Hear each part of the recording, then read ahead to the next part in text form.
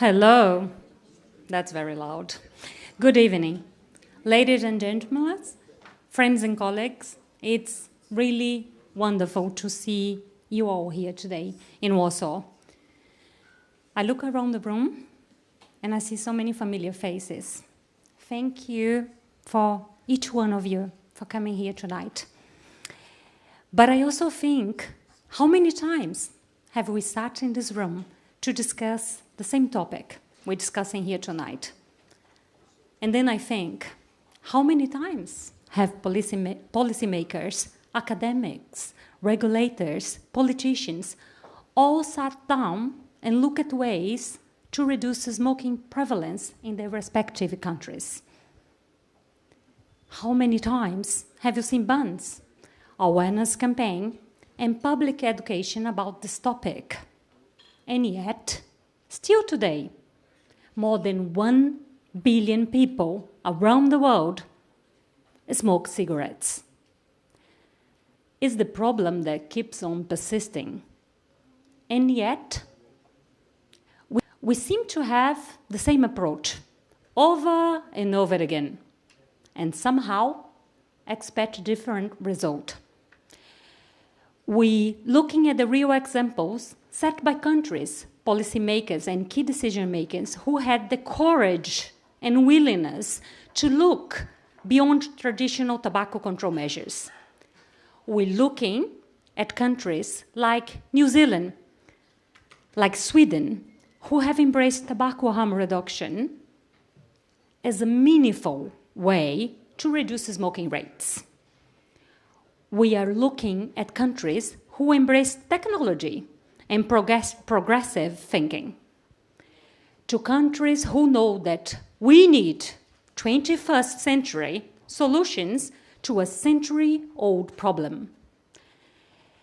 That is indeed the mission of the platform I proudly launched this year, Quit Like Sweden. Quit Like Sweden, or QLS for short, is a platform with very big ambitions. The platform will encourage, will assist and enable other countries to recreate the Swedish experience. It's clear that making people aware of the Swedish success isn't enough. It's vital that countries recreate the Swedish experience and get the similar results as Sweden did, by adopting, obviously, a comprehensive approach to tobacco control. As many of you know, since Sweden has embraced smoke-free alternatives, the shift in the country has been drastic. Sweden will be the only country in the world, hopefully New Zealand won't be far behind, to be officially smoke-free when smoking prevalence is below 5% later this year. Looking across to Europe, we'll see that smoking rate is 5 times higher than Sweden's. As a result, Sweden's incidence of cancer is 40% lower and nearly 40% fewer cancer deaths. In nearly every other country in Europe, tobacco-related deaths are nearly twice as high as Sweden. Research shows that if EU countries follow Sweden's path, around 350 million people could be saved each year. So, what is stopping every country from creating the same experience? Sweden and New Zealand has proved one thing. For instance, New Zealand's government complemented traditional cessation and prevention measures with policies that informed smokers that vaping is a safer way to quit smoking, support smoking cessation services, and provide education, advice to health practitioners and retailers. In contrast, Australia took a very different approach, limiting the way alternative products are accessed, which in turn made them less affordable, less acceptable, therefore less appealing. So we surely don't need to reinvent the wheel here. Tonight, I am excited to be continuing this conversation with so many of you in the room. This mission is for all of us. Hopefully, one day, making alternative to smoking available to all of those willing to quit. So, without further ado, I would like to introduce our first guest. Professor Maroa Glover is one of New Zealand's leading tobacco control research. She has worked on reducing smoking rate harm, you would not believe that, for 31 years. She is recognized internationally for her advocacy on tobacco harm reduction. Tonight, she will present an important report, the roadmap to a smoke-free New Zealand. Please, a warm welcome to Professor Maroa Glover.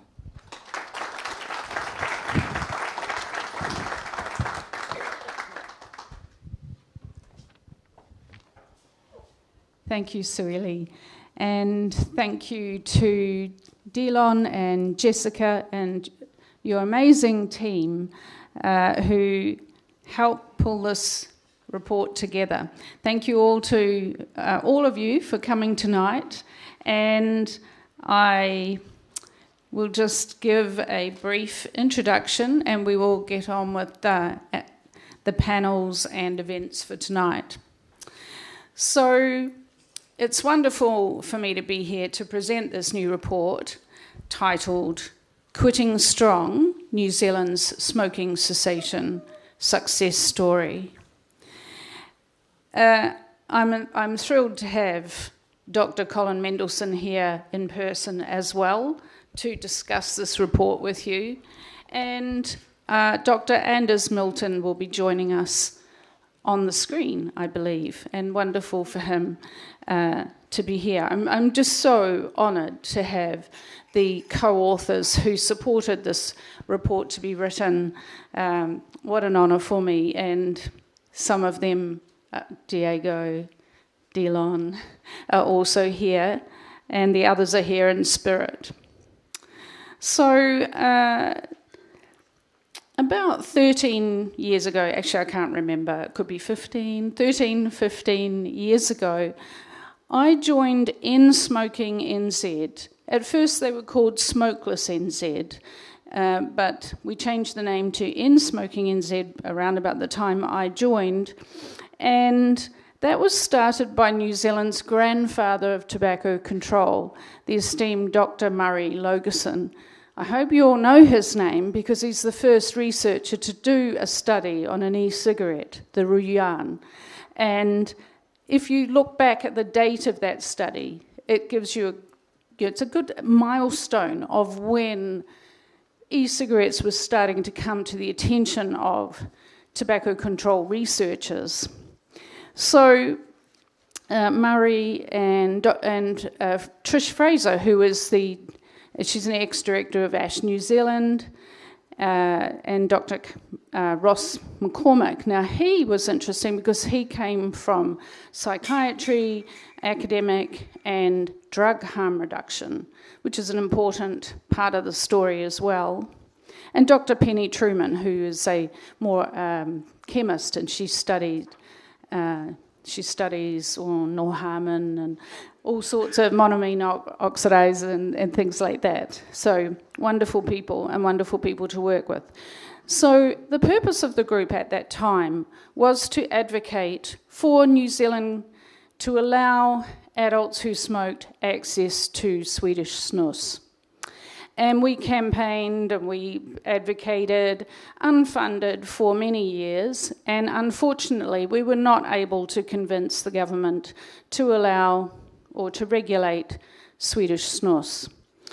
One of the things that we were told was that Sweden was unique. I'm sure, yes, Sweden is unique, and thankfully they are unique, but that we were told, no, it's a one-off, it's because of their very different culture, and that won't, and the spectacular reduction in smoking prevalence that they've seen, and in smoking-related illnesses and deaths will not be replicated, it couldn't be replicated in New Zealand or anywhere else, because we have a different culture, and nobody's going to want to put a pouch up under their lip. So that was really the main argument, was that, we're just too vastly culturally different, and our culture just would not like to do that behaviour. So luckily, that was around about the time that vaping was entering the market, so it must have been around about 2000. I think it came to our attention around about 2005, and we switched then to advocating for the adoption of a tobacco harm reduction approach, and okay, if we can't have Swedish snus, let them have vaping. So we worked really hard on that for many years, and then there was a lot of talking. My coming to GFN in Warsaw in 2015 was just a real turning point for me. I learned so much from the people who vaped, who are still, some of them are here and still come, and many others that no longer are coming. But Martin and Dave Dawn and Jill, they were critical and a small part in this pathway, because after 2015 they came to New Zealand and we ran seminars and people came to listen to Dave and Jill, and that's what I did. And we did a lot of work like that, educating people, a lot of media releases, meeting with the Ministry of Health, and that went on for years and years. At some point, obviously, while all this was going on, vaping was just organically spreading, and people were taking it up, and people were quitting. And it was a slow, organic rise of peer-to-peer support. I looked it up for this report. The first retailer registered as a company in New Zealand was 2009. And they were around at that time, but it was sort of a small market. They were not tobacco companies. These were independent business people who set up a vape shop and or distribution service. So as we were gathering momentum and having people talk about it, and we ran a kind of a symposium for other researchers, we began to fund, and we started doing a lot of research on vaping. Would vaping be an effective stop smoking method? So quite a bit of research in New Zealand, randomised controlled trial, etc.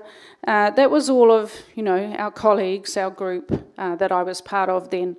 We're doing all that work and continuing to try and educate people in the Ministry of Health. I think the doctors, medical doctors, also played a role, a very important role as well, because they saw patients stop smoking via vaping.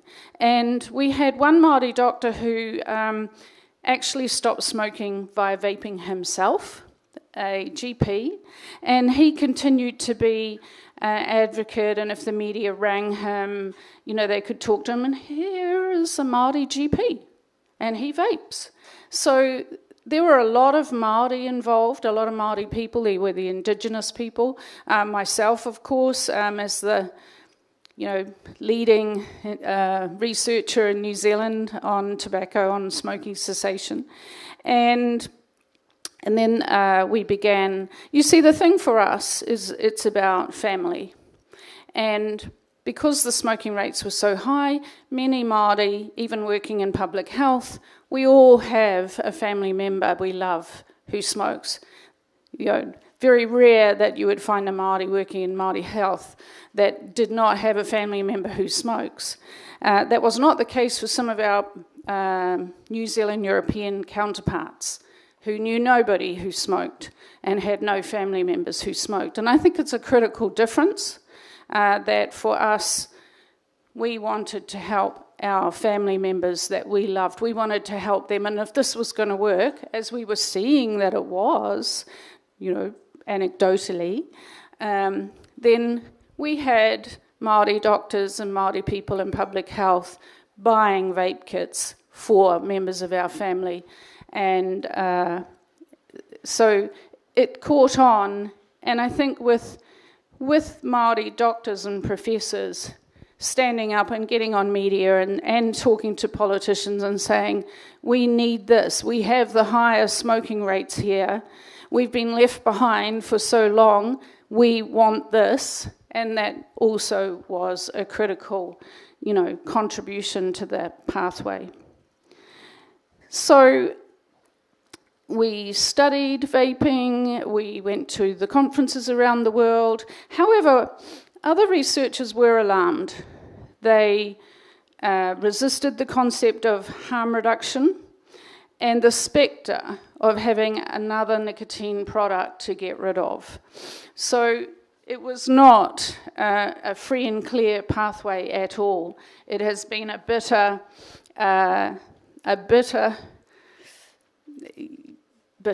very bitter. You can put your own words in there for how underhanded the fight has been. However, eventually, now there was a government over 9 years ago, began to draft regulation. Then we had a change of government, and then the next government made a few more tweaks. So Swedish snus, we were going to get Swedish snus. We were going to get oral nicotine pouches. Then there was a change of government and they banned those, they took them out. But what we did end up with was vaping regulated and risk proportionate regulation, risk proportionate taxation. So no tax on the vaping products. The tobacco tax was only applying to tobacco products. So you can read about it, you can see pictures of the campaign that the government created, the Vape to Quit campaign, a Vaping Facts website, which you should feel free to use and to cite, as we have in the report. And so the government, and at the time Prime Minister Ardern, going on and saying on national TV, this is better. If you can't stop smoking any other way, we want you to switch to vaping. So that was big government endorsement of vaping for cessation. So if I could have the graph, from 2009 to 2019, there were a lot of consultations, and what really also helped us was that in 2015, the government decided to include a question on vaping in the annual health behaviours survey. So this is another important thing, is about measuring. You must measure, monitor behaviour in order to, discuss policy, what do we want to do about it, and to set goals. So they included, we're going to get the slide up. They included vaping, and then they missed the next year because there were a few sort of tweaks that were needed. From 2017, the government has been monitoring vaping prevalence. So that first yellow dot at the bottom, 0.9, that was the 2015-16 survey, and then you can see consistently we were having this rise. And if you draw that, fill in the gap, you can see it had gone beyond that organic spread, peer-to-peer, family members to family members who smoked, was spreading throughout the country, and a little bit slow there through to 2019 and 2020 when the regulation passed, and the Vaping Facts website went up, and the campaign, mass media campaign, to encourage people to switch to, isn't this your dream come true for many of you, that we got this? But and then, vaping did go up, and of course smoking went down. So in 2011-12, way at the top, the blue there, actually, that was quite flat. There really wasn't much significant difference, and we had a very, very slow reduction in smoking over decades. What frustrating work. And then, something's happening, something different is happening. And the only different thing was vaping. I do want to say that we also have heated tobacco products regulated, but advertising is banned.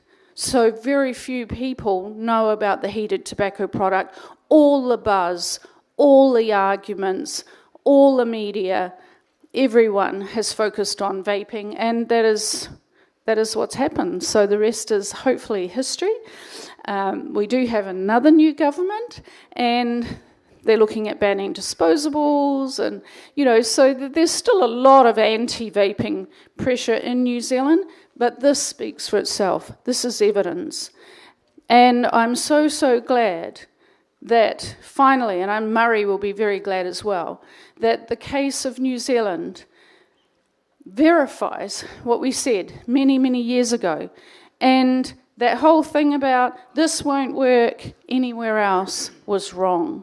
And so many lives could have been saved from disease and from death if, it's always a told you so. No, if they had looked at the evidence and acted way back then.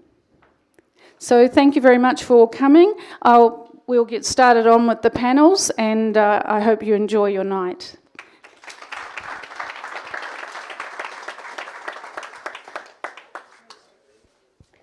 Thank you very much, Professor Maroa Glover, for this insightful presentation. With the case of New Zealand, I hope very much, very soon, that we will be saying quit like New Zealand as the next quit like Sweden. And to me, this just makes one thing clear, because obviously the New Zealand case, we need to be aware that one approach fits all never works. So we do have to tailor to the communities, to the people. Has to be the right message. So although we always, we have to make products available that fits all tastes, communication that is tailored to the right individuals and the communities we're trying to target. So thank you very much for the work you do and for the amazing work you've done all those years, passing on the message and fighting for the rights of the Maori community. So I know we're a bit late, but we're trying to catch up with the time. I'm just going to introduce you to Science advocate Jessica Perkins. She's going to be introducing the next panel. So please, warm welcome to Jessica. Thank you very much, Swelly, for the introduction. And good evening, everyone. It's such a pleasure to see so many friends in the room and also some new faces. But thank you for joining us in person. It's great to have you all here. And a big thank you to Swelly and the Quit Like Sweden team for organising such a fabulous event in such a fabulous venue. It's really beautiful. So thank you very, very much. So before we start with the panel, I'm going to briefly walk you through the speaker biographies.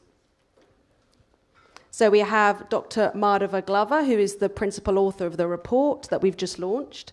So she is director of the Independent Centre of Research Excellence of the Indigenous Sovereignty and Smoking, based in Auckland, New Zealand. And she was also a former professor of public health at the Massey University and a former chair of End Smoking New Zealand. We then have Dr. Colin Mendelsohn of Australia, who has worked as a clinician and academic in smoking cessation and harm reduction for 40 years. He was also a conjoint associate professor in the School of Public Health in the University of New South Wales in Sydney, and he was a member of the expert advisory group that developed the Royal Australian College of General Practitioners National Smoking Cessation Guidelines. And he also authored a book, Stop Smoking, Start Vaping. And then we have Dr. Anders Milton of Sweden, who is a physician with extensive experience in public service, and he works as a healthcare consultant, and also he is the current chair of the Snus Commission. And then we have Dr. Delon Human of South Africa and France, who is the leader of the Smoke Free Sweden movement and is a published author, international speaker and healthcare consultant. And from 1997 to 2005, he served as Secretary General of the World Medical Association. Okay, so now I would like to call up our speakers to the stage, please. So if we could have Madhava and also Colin Mendelsohn. And just a big congratulations to our speakers and to Delon Diego, who authored this wonderful report, which you should have in your hands. There's also an online version of the report at smokefreesweden.org at the resources page. So we will be sharing that link to the online version over the next few weeks at the Smoke Free Sweden social media channels. Right, so my first question is to Madhava. And I'm going to ask you a question about accelerating science and research. So one of the recommendations to other countries within the report includes accelerating localised and customised tobacco harm reduction research. For countries who are falling much further behind New Zealand and Sweden in terms of their smoking rates, where do you recommend they start when it comes to research? Thank you, Jessica. The example of New Zealand is that, well, obviously researchers, myself, Murray, started it, and others and colleagues. We researched vaping. We researched what consumers thought, their perspectives, and what they had to say. And that was important, randomised controlled trials. So you have all sorts of different research going on. When the government decided to monitor vaping prevalence in the national survey, that was also important. I think that it's very difficult for governments and to advocate for governments to make goals to change behaviour when they don't even measure or monitor it. So I think that monitoring and evaluation is very important. Evaluating programs designed to help people stop smoking. There was quite a few of those that had occurred in New Zealand, and they showed that the smoking cessation services weren't doing that well. Our free quit line, after many years, was evaluated, and they were struggling to get to meet their contractual obligation of helping 100,000 people a year. So they lost their contract, and it was moved. The government restructured the whole smoking cessation sector, and this is on the basis of evaluations. What do you do if you haven't got any researchers? Well, you need to, you need the people in America and Canada, Australia. Well, maybe not Australia. If it's Colin, that's okay, or Carol. But you need to have them partner with, low middle income countries, for example. Very, very little research is done there for them. So, So I have one more question about health outcomes in New Zealand. So can you please summarise the effect that the introduction of vaping has had on the public health outcomes in New Zealand versus other developed countries? I think that what was always said, what I always heard from Richard Peto and many others, is that there will be a bit of a lag. If everybody stops smoking, there's going to be a lag before you see the, lung cancer, the cardiovascular disease, etc., come down.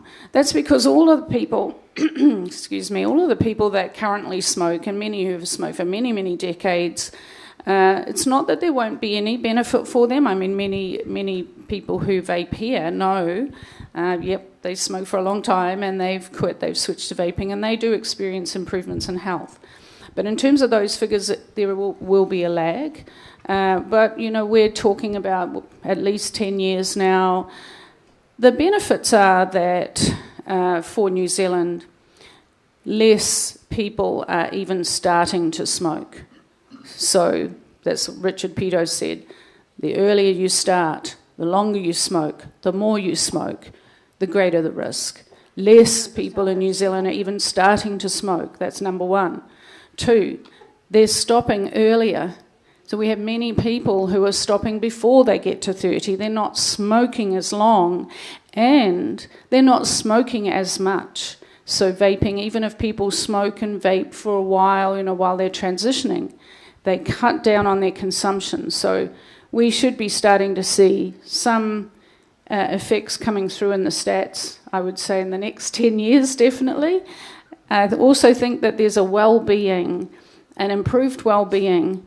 All of the people who smoked in New Zealand were stigmatised, were made fools of, were ridiculed in mass media campaigns, and their self-worth, their feeling, their well-being has improved a lot, especially if they've switched to vaping.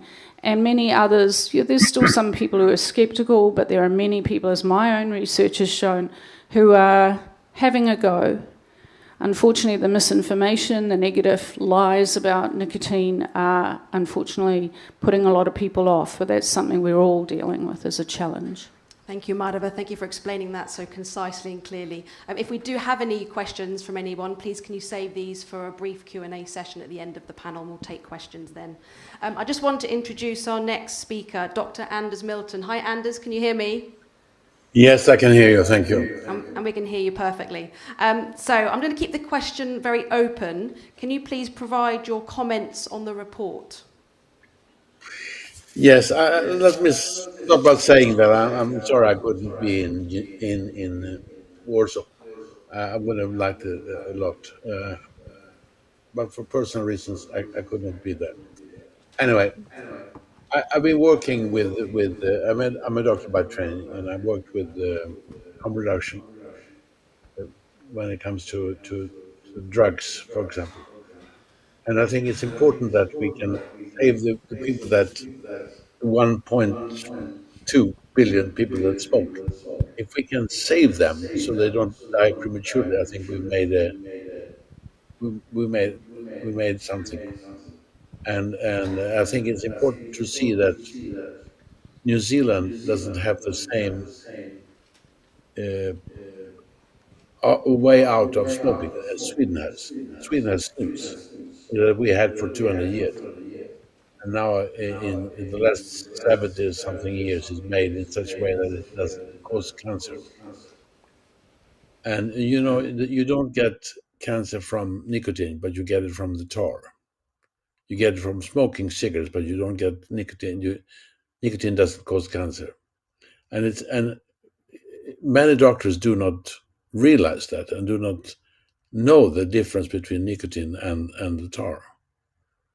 And I think that's a shame, because and I think that, with all respect, the World Health Organization and the European Union are wrong, and they don't accept the fact that nicotine gives you a kick. I don't smoke. I don't use snus either, but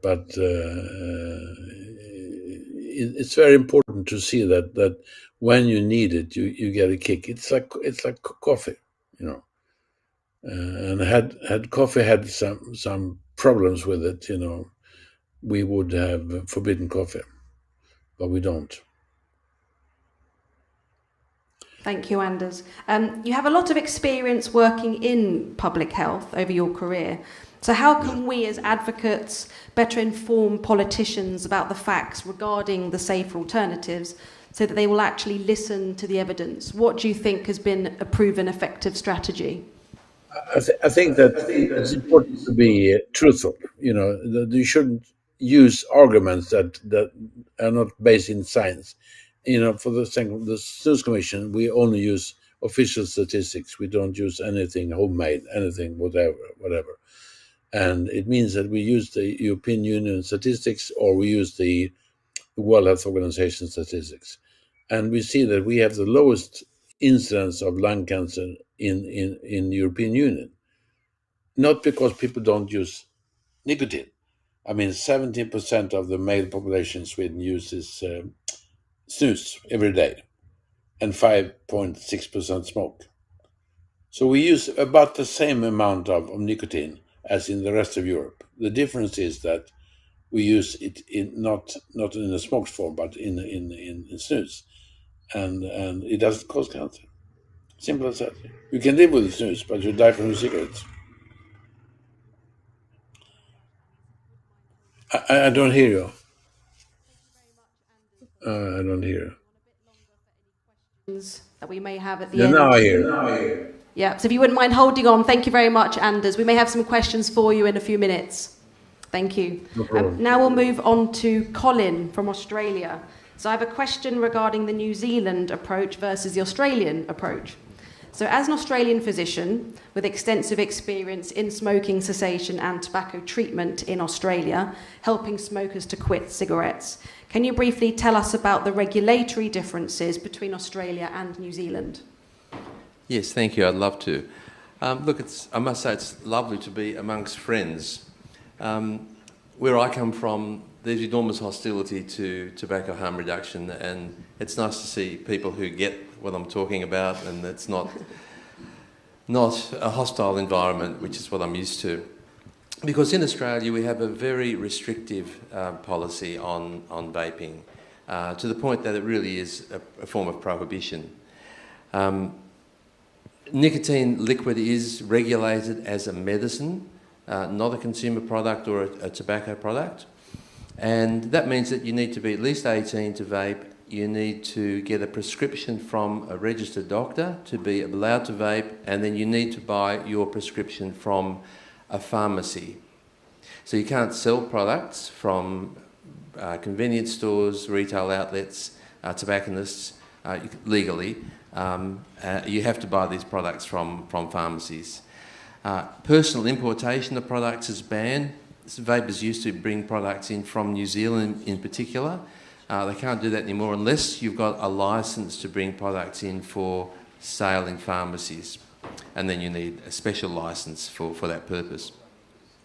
In Australia, there are only 3 flavours allowed: nicotine, tobacco, menthol and mint.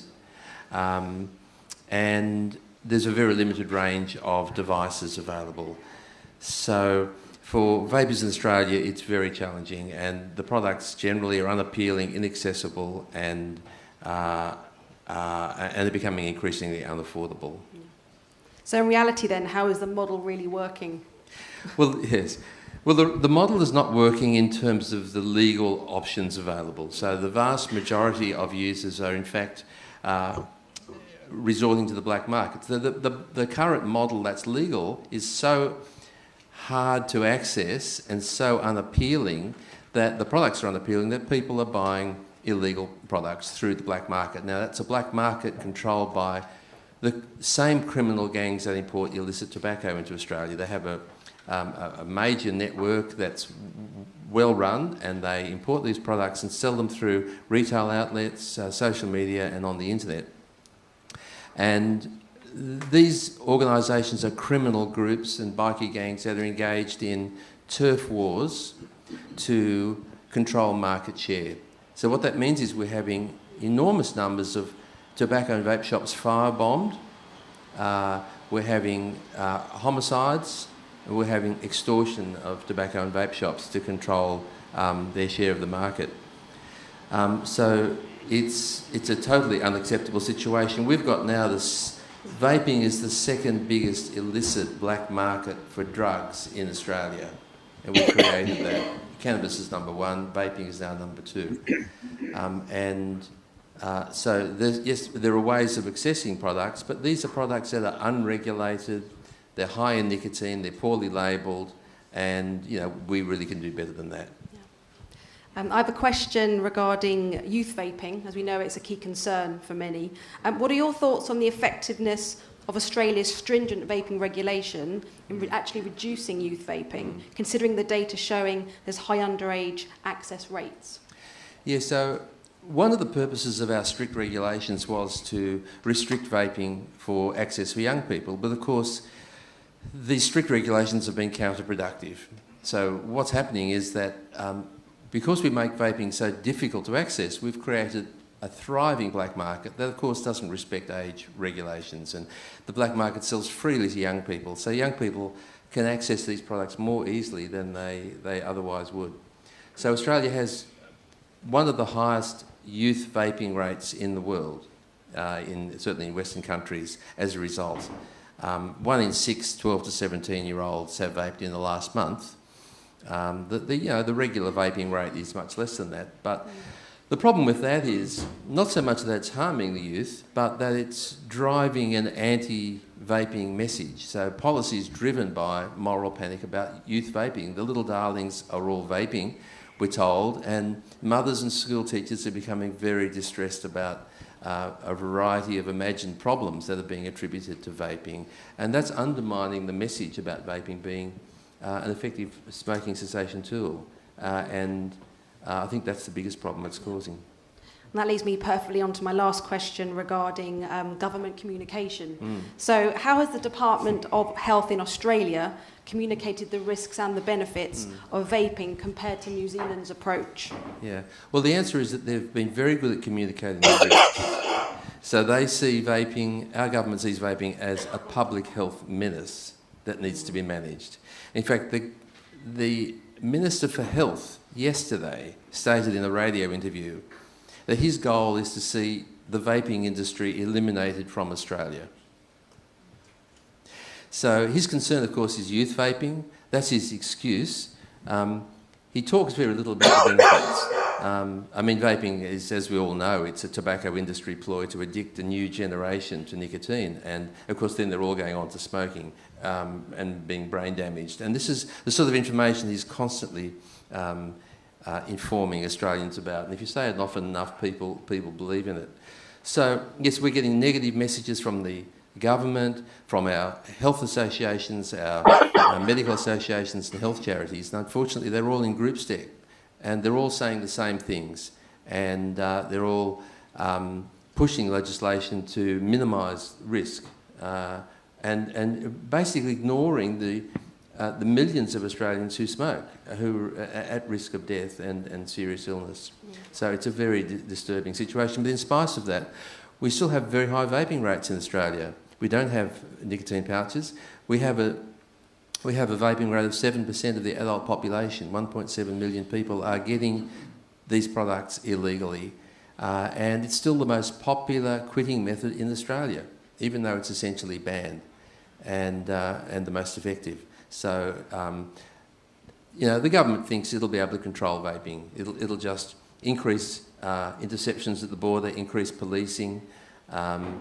It'll pass legislation, but we all know that that's not going to make any difference to long-term use when the product is in such high demand. So regarding the smoking rates in Australia then, what impact has the government had in terms of their communication approach on the smoking rates in Australia? Yes, what's interesting is we just this week introduced a new campaign to educate people about vaping, about how terrible it is. And we've got this mass media campaign that's just started with television ads and other interventions. What's interesting is that over the last 12 years, we haven't had a mass media campaign for smoking. So we've forgotten about smoking, but now suddenly we're spending a lot of money educating people about the terrible dangers of vaping. I mean, it's all out of perspective.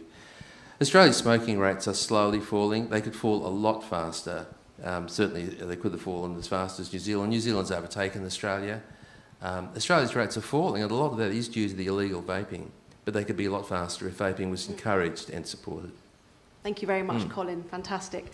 So before we move on to any questions, Delon, would you like to summarise any points? Thank you, Jessica. Just firstly, it's such a privilege to see all of us together as a room of multi-stakeholders. I see consumer leaders, I see health professionals, manufacturers, police hosts, and it's a privilege to be together, firstly because we all believe and subscribe to tobacco control, but I think all of us also have seen the light in what harm reduction can do if that is joined to tobacco control. So perhaps just 3 words as you read this very important report. Congratulations, Mariva, and the rest of the co-authors. But firstly, the word is replication. Number 2, experiment. And number 3, speed. So just firstly on replication. This report shows that what the Swedes did over many decades can in fact be replicated in other countries. To do just that. Both were staunch tobacco control experts as countries, But the Swedes embraced harm reduction some decades ago by making sure that non-combustibles were made affordable and accessible and acceptable to Swedish consumers. It's so simple. And New Zealand, if you look at their story and if you see the graph that Mariva showed us, same story. The government first banned it, and then they turned around and they said, well, why not? Let's regulate it and see what happens. You saw what happens. So the replication is possible from Sweden to New Zealand, but our goal must be to try and reach the 194 member states of WHO so that they can all look at this model and see, is it replicable in their country? The second word is experiment. If you think about it, Sweden and now New Zealand, and Colin, Australia, are some of the largest naturalistic experiments live, underway in their countries, where different governments have tried different regulatory approaches, and you can see in the smoking prevalence and then in the health outcomes how the different policies have worked out in the indicators that matter. And we've been in tobacco control, many of us, for many years. Ultimately, it's always to prevent and control smoking-related death, premature death, disability, and disease. Look at the stats of New Zealand, and that's what we try to do in this report. Look at the disability-adjusted life years and how much fewer years are lost in New Zealand because the government has made the right policy choices. Likewise in Sweden. Why would Sweden have 41% less cancers than the rest of the EU? And you remember Anders mentioned total nicotine use in Sweden is equivalent to the rest of the average EU countries, but they have much better health outcomes and a much lower smoking prevalence. So simple. So this kind of naturalistic experiment is extremely important. I see David Sweeney in the room, and David would say Japan should be added to the list. Where in the world has a country over the last 5 years managed to convert 50% of their combustible cigarette smokers to a non-combustible form of nicotine delivery? So these large naturalistic experiments need to be deeply studied. And as Clive Bates would always say, the sky should be darkened with aeroplanes of epidemiologists and public health experts coming to see what has happened in these countries. But then the last word is speed, and to me that's the most important. We can have these conferences for the next 10 years, but as long as we have the conferences and we don't have the other 194 member states come on board with harm reduction, we will lose lives. So as we're speaking, the clock is ticking, and lives are being unnecessarily lost. And if you now look at what happened in New Zealand, and specifically the graph of how smoking prevalence suddenly dipped when the government approved risk proportionate regulation, taxation, labeling, and communication, this is obviously the formula that should be followed.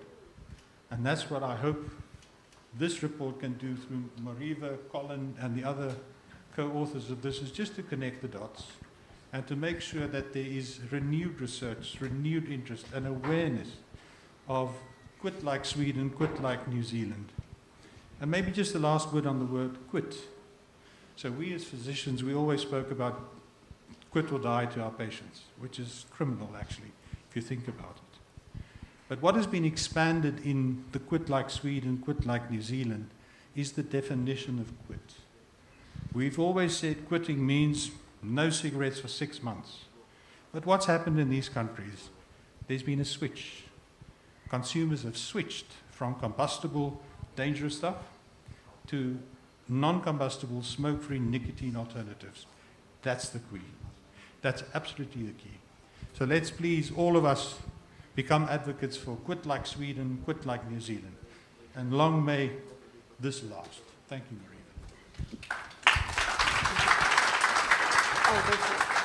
Look, could I just say how proud I am to come from a country that's volunteered to be the placebo arm of this natural experiment. Somebody had to do it, and I hope it shows the way forward. Thank you. Thank you, Colin. And thank you, Delon, for that fantastic summary. We do have 5 minutes for any questions. You have one. Oh, thank you. Hi.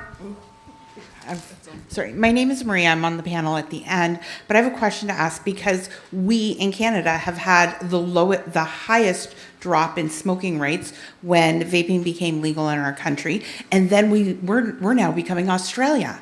So we're in the middle of both of you, but my question is, how do we switch over the negative stigmatization? We have governments, unlike New Zealand, where they're saying all these awful things. People in power are saying that vaping is worse than smoking. Can we flip that? Because in New Zealand, part of that positive reinforcement, but how does a government turn around and then say, oh, we made a mistake? Because they have a lot to lose, and this is public health. And this is what worries me, is that are we too far gone for the people that haven't switched? Who wants to take that one? I have to say, we've been working on this nicotine misinformation for years. I remember writing a paper with a panel about 15 years ago, outlining all the issues about how harmless nicotine is. And really, we're still in the same place we were back then. So it seems to be such an ingrained issue, and it's being maintained by people with an interest to do that. So I think it's very hard. I can't see any simple way around it. I mean, there are the pro-vaping forces are not well funded, and that's one of the struggles that we have. And consumer organisations like yours and so many organisations don't have the money. And to challenge the dominant narrative, our health minister says repeatedly how harmful nicotine is and the danger it's causing. Over and over again, he gets national airplay. It's repeated in the media. I'm not sure how you compete with that. Thank you, Colin. For me, being Indigenous, and Canada has many First nations, and Australia has the Aboriginal people, and the disproportionately high smoking rates. This was, New Zealand, Australia, America, Canada, Greenland, under the control of Denmark, everywhere like that, the disproportionately high smoking rates for Indigenous people exists. Why? In Australia, the Indigenous people make up about 2%. In New Zealand, we just had some stats come out from a census, we're up to 17%. I think that there are so many health issues, so many political issues for Indigenous groups in these countries and we've tried, Colin and I tried in Australia to talk to Indigenous leaders and conferences. And whilst Indigenous people, Aboriginal people were vaping and quietly vaping, there's so many more, critical issues, high suicide rates, and I could go on and on. So it's very difficult when, if only they could,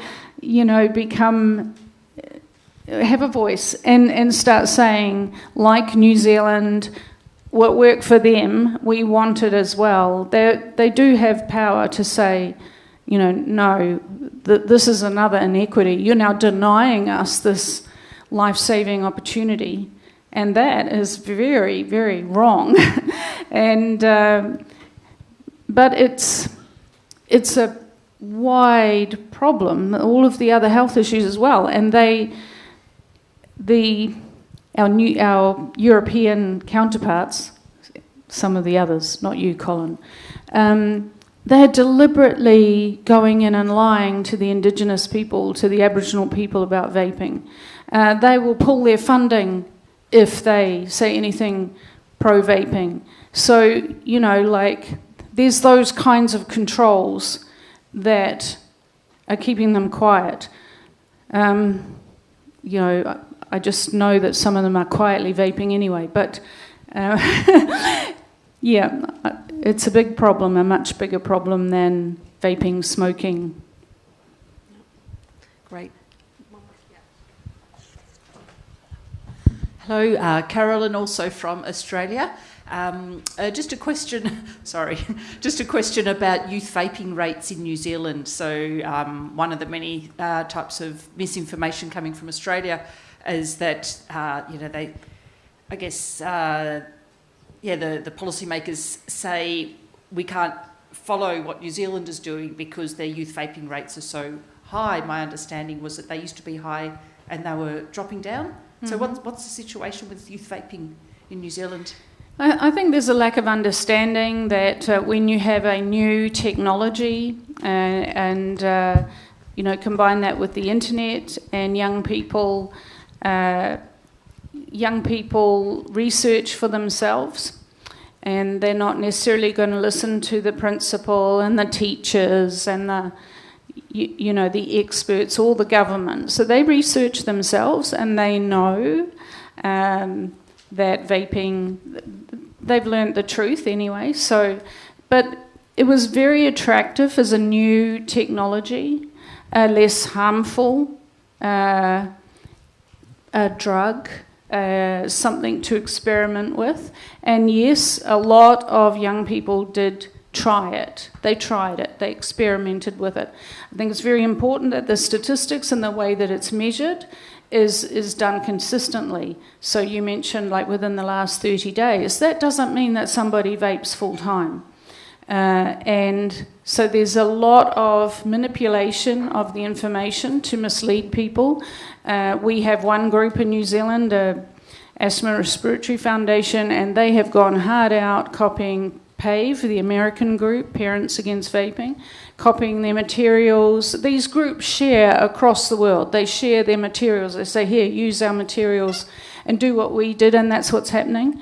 And they formed lobby groups in New Zealand as well. So these there's been a lot of fear whipped up based on a lot of misinformation.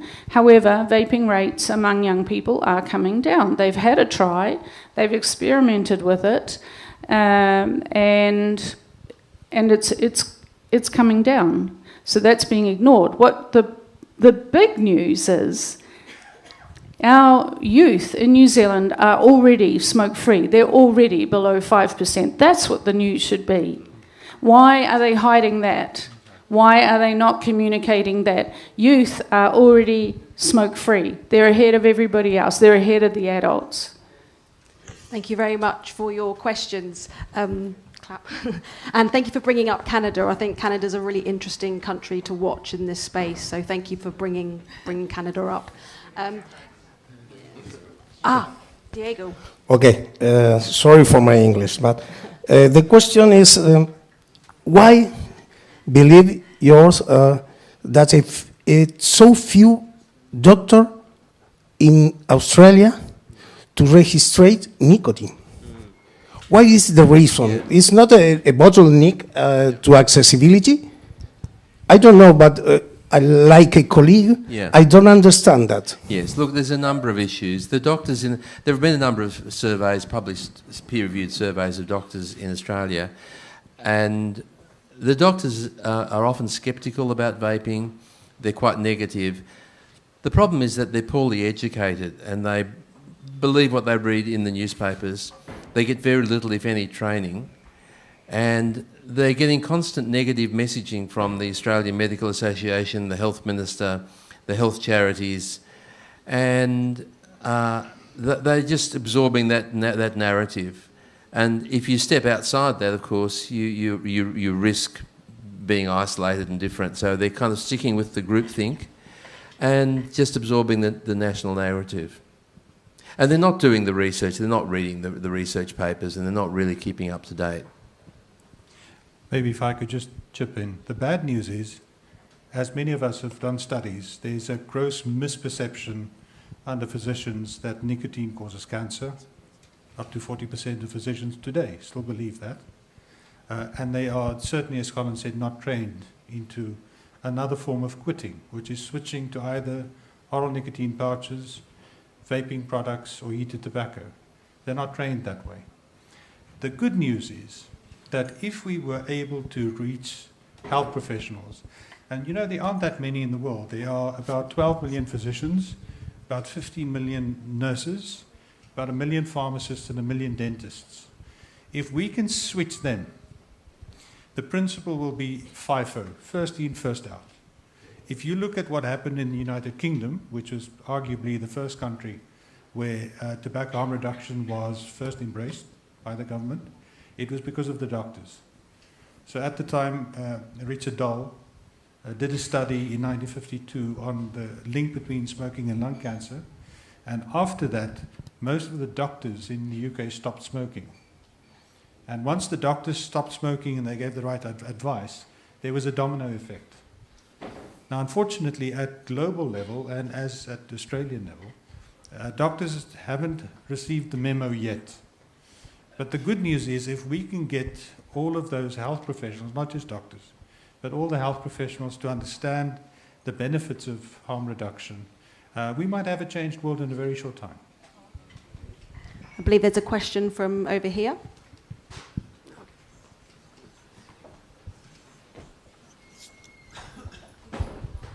Yes, from another part of the world, Latin America, it is very useful to hear you for one very simple reason. Our authorities, well, you know the story, Bloomberg, the WHO, etc. I'm not going to, it's known. But in conversations that we have had, for example, with medical doctors and controlled tobacco people, etc., we don't have in Mexico a figure like Chapman, a guru. No, our tobacco controllers are smaller. They do not have this hierarchy. But they say, no, what is necessary is to be more strict on applying the WHO, etc., the empower and all these things. They say that.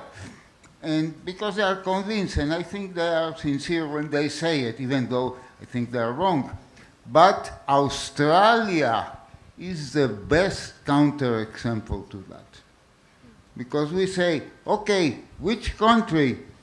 A country that it is fulfilling everything, is the superhero of the empower, and look at the disaster. And look, even you can say, well, okay, smoking rates are decreasing, but they are stable. Compare this with Sweden and etc. And so it is very important for us to get this information, and we will continue using this counterexample, these two counterexamples in our arguments. Glad to be able to help. Any comments on Roberto Sussman's question? Thank you, Roberto, for that, and I hope it does help. Yeah. Anders, do you have any comments for Roberto regarding the? No. I think we are in for a long fight, because I mean the health authorities in Sweden and the World Health Organization and the European Union are all wrong. They're trying to outlaw all the alternatives to cigarette smoking, which I think is absolutely wrong. And again, I mean, if we were to do like use their methodology when it comes to intravenous drug abuse, for example, we would never save the people as we do today, never. So we have to be trust the people. I mean, people do understand that they rather not die, and if they can get the kicks somewhere, some through some other means, it's better. And I'm happy to see that snus in Sweden and vaping in New Zealand and other measures are working together. So we can see that there is a growing tendency towards stopping of smoking. Thank you, Anders. We have time for one more question. If I could add one thing, I meant to say it during the introduction, and sorry, Nancy and Jan, that I didn't. But consumer groups are very important, have played a very important role in New Zealand as well, and Nancy will be talking later. We didn't have that for people who smoked. We didn't have smokers, well, there were smokers' rights groups, or, we'd never had people who smoke standing up for their rights, for better health care, for research on lung cancer. Don't just leave us to die. Do research on how to treat what's happening to us. Do research on cessation. We didn't get smoking cessation in New Zealand until 2000 because the policy analysts believed that it was not cost effective. They had very little faith in smoking cessation. Do research on smoking cessation then and figure out what will work and what will be faster. We didn't have that. People who smoke didn't have advocates, and watch out if you ever did try to advocate for anything for people who smoked, given the stigmatisation and the nasty things that are said about them. So consumer groups, both for snus, for vaping, we probably won't see that for heated tobacco products because they come from the tobacco industry, but very, very important and played a very important role in New Zealand as well. Thank you. Time for one more question? No? Okay, great. Well, a big round, Bengt. One more? 30 seconds, Bengt Wiberg from Sweden. I'd like to emphasize what Delon said about nicotine in itself. And Sweden, I believe in Sweden, the normal people don't think that nicotine causes cancer. And not even the tobacco-free non-smoking generation, Tobaksfakta, etc., claim that nicotine in itself causes cancer. And today, look out in the world, everybody has access to smartphones, Google. And if you Google the question, does nicotine in itself cause cancer? You will get the answer, no, it doesn't. You get it from the FDA, from cancer societies. So my point is just to emphasize, start from the top. Don't go into details. When you talk to people who doesn't know, ask them the question, does nicotine cause cancer? And take it from there. Thank you, Bengt. We'll close the first panel session now. So thank you very much. A big round of applause to our speakers.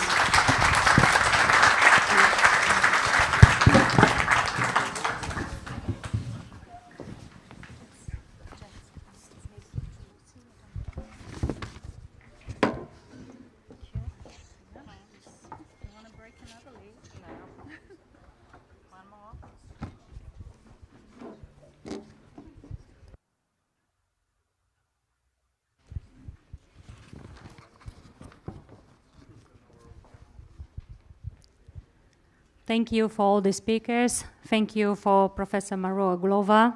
She came a long way from New Zealand to grace us with her presence and her knowledge. Thank you, Dr. Colin, Dr. Dylan, for the insight into this field that we know really well how hard it is to work through it. I would like to welcome the second panel, Global Lessons.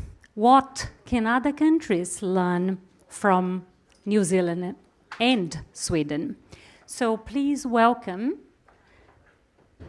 Nancy Lucas, co-founder, and I have tried very much just pronunciation, okay?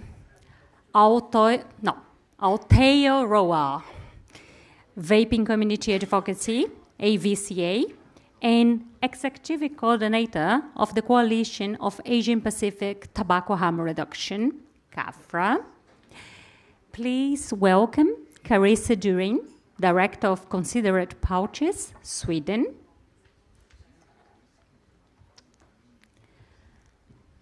Dr. Janus Gruppe, President of the Institute of Conscious Men, ICS, if there is such a thing as a conscious man. We try. And Professor David Sweenham, President of the Advisory Committee of the Center for Health Law, Policy and Ethics of the University of Ottawa. Please welcome.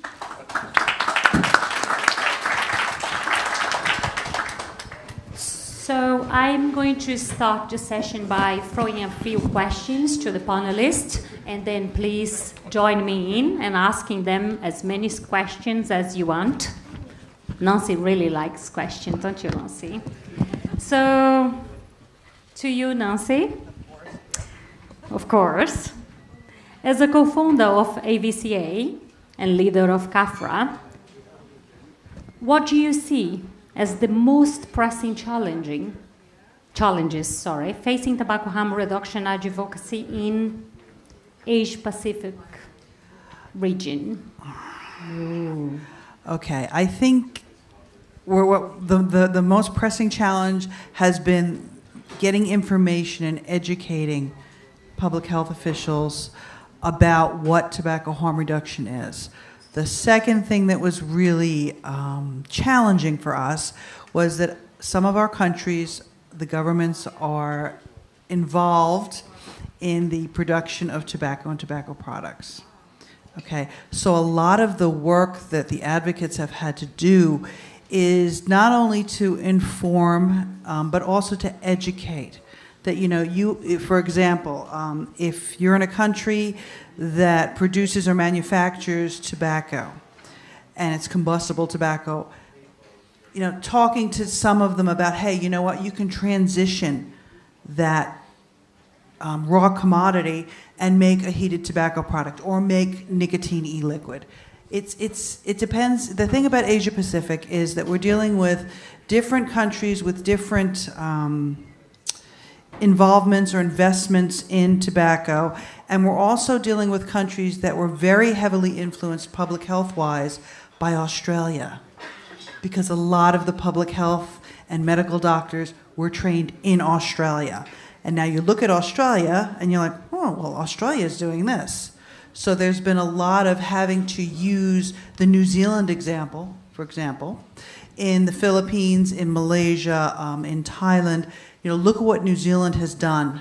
We can do this, and this is how we can do this. And so a lot of it is information, a lot of it is education, and a lot of it is the advocacy is more about making that connection with those people that you need to talk to and humanizing it as much as humanly possible. Thank you very much. I know the feeling. Originally from Brazil, we usually used to look at certain countries as inspiration, and now when the inspiration is good, we decide that we want to look elsewhere. But thank you very much. How can grassroots advocacy effective influence policy changes in countries with high smoking rates, based on your experience? Because I know you talk a lot and you liaise a lot with groups from other countries. Thank you very much for that. AVCA, our motto was educate, inform, and advocate. And a lot of what we did in AVCA and also with CAFRA is that it's about, like I said, it's in providing people with information. Jan and I, for example, back when we had the national government, the Minister of Health, we went and met with him. And he was kind of shocked because he knew there were vapors coming in. Classic example. He knew there were vapors coming in, and I think he was expecting a couple of really heavily tattooed and pierced hipsters, you know. And there's Jan and I, 250-something-year-old, women walking in there. And we sat and we talked to him, and he was one of those people that believed that nicotine caused cancer. And we said, no. And what we did, a lot of what Jan and I did, is we provided information, we provided science, we provided studies, we provided contacts for people that we met at GFN. You know, call this person, call that person, and we give them the tools that they needed to look at it and to research. And because we did that in New Zealand, we used New Zealand then as the example and the information and the evidence for these other countries. So other countries will come to me and say, you know, okay, you did this in New Zealand. And I'm very careful with making sure they understand, yes, we did this in New Zealand. I will give you everything that I have because, you know, sharing is caring.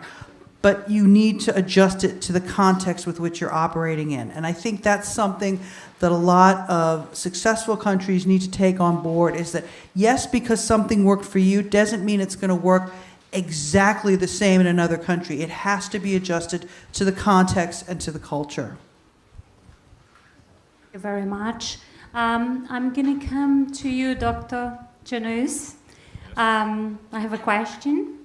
So Sweden and Poland are both in the EU, both are subject to the Tobacco Product Directive, so regulation is not the difference here, yet Swedish smokers has benefited for products that are acceptable, accessible and affordable. So what needs to change in Poland for Poland to be smoke-free? First of all, thank you, organizers, for inviting me here. What Poland should do?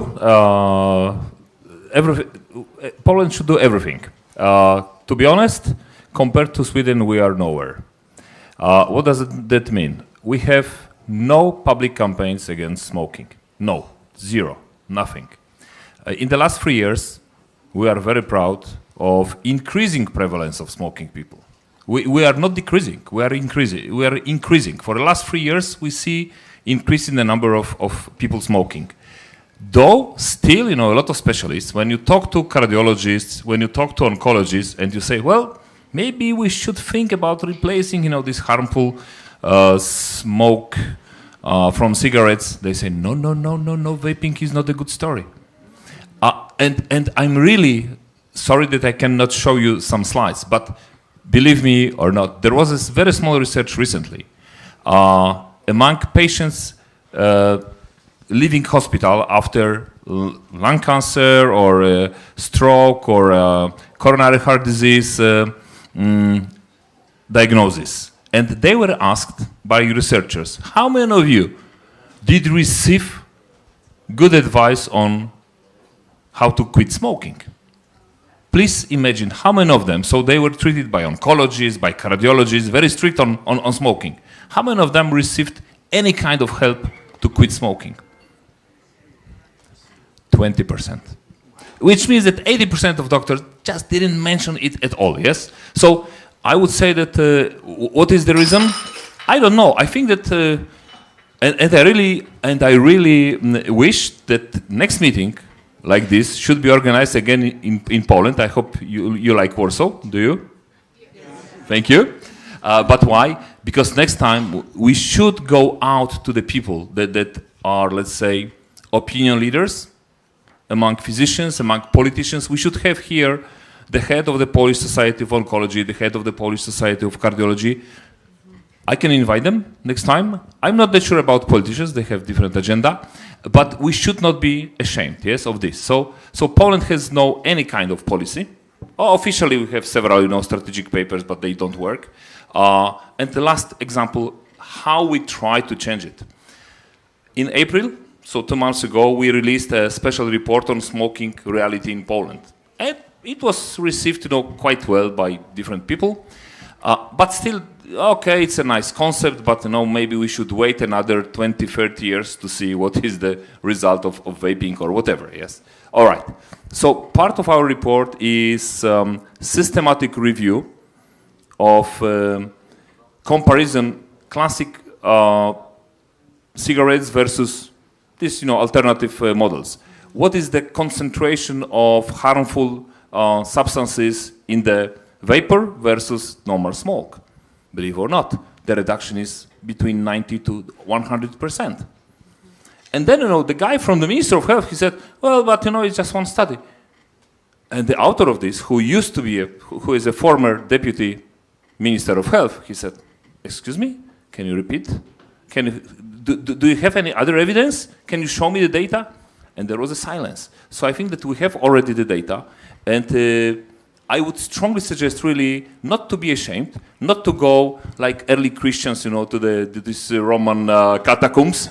We should go out really and to fight for this, because I'm personally convinced, and I tell to lots of my patients who cannot quit in a normal way, switch to alternative products. Do it. Believe or not, after 2 or 3 weeks, they come and they say, "Doctor, I feel better. I can climb, the 3rd floor. I couldn't do it, before." So sometimes it's quite remarkable, improvement. So we should do everything different, because right now we don't do anything. Thank you. Thank you very much. It's actually sad to hear that. We have so many of the situations in so many different countries, and the physicians and the healthcare professionals is somebody that the smokers will look up for advice, right? And then if they're not aware or they don't have the right advice, they sort of are left like in so many situations, like Professor Maroa Glover covered in her speech, communities that has nowhere to turn into. So thank you very much for that. Yes, we do always try to invite all stakeholders, because like Sweden, we believe that all stakeholders should be involved. Everybody has something to say, and especially in disadvantaged communities, we need to hear and listen to their concerns, because what works for somebody doesn't work for somebody else. So we just need to make sure that we listen to all voices. So, Carissa, just to have a quick question for you. People keep saying that the Swedish are super special, and the reason, at least where I came from in Brazil, I have been told, well, but nobody's like the Swedish. They're just very law-abiding people. That's why it works there. But I would like to ask you, what specific cultural and societal factors in Sweden have supported the acceptance and success of smokeless tobacco products like pouches, in your view? So, of course, the snus has been a product that has existed in Sweden for 200 years. It's very, very cultural, and it is something that we stand up for as Swedes a lot. The main example of this is when we were about to join the European Union, and we said, well, only if we get to keep our snus. And I think this is the cultural part. And I think this is important to keep in mind, that the cultural part is not whether other countries can also benefit from snus and nicotine pouches, but the cultural part is that we fought for it. We have this idea that we usually say, don't touch our snus. And that kind of goes throughout the Swedish society, and it also goes for regulation in Sweden. It's hard for politicians to do anything that are bad for people who use snus. There is some leverage, but not a lot. So that's why we've kept it, and that's why nicotine pouches then was invented in 2016 and on the market, and a lot of other people could use these products. And I think because we've had it so long, we've had a lot of research has been done, but I think as Swedes we can also see that people do not get sick from this the way they do with cigarettes. We see it. That's the interesting part. We see it for ourselves. So even though the main average Swede does not know about the studies and facts and science that we are sitting here and talking about, a lot of the Swedes know it because we see it. We see it from our friends that have been smoking and then turn to nicotine pouches or snus instead. And I think that matters. And I think these are the factors that have been contributing to the fact that Sweden where it is right now. But I really want to emphasize that the fact that it's cultural in Sweden does not mean that other countries cannot implement it. It is completely possible to do so. We see that it has spread a lot all over the world where it is allowed. For example, in the US, it's really catching on. So we can see that all over the world. Thank you very much. I actually saw a video the other day that I thought about you. There was this video that says, how can you show that you are a Swedish person without saying anything? And then there was a couple of people that would just lift the gun and show that they had a nicotine pouch in it, and I thought it was quite interesting. Don't ask me what the Brazilians would do to show they're Brazilians, okay? Do not ask me that. But thank you very much, Carissa. Back to you, Professor Sweeney. Given your extensive background in health law and policy, what legal and regulatory frameworks do you think are most conducive of promoting tobacco harm reduction at a global scale? Sure. I think it's actually pretty simple. I mean, we often joke that a definition of insanity is doing the same thing over and over again and expecting a different result.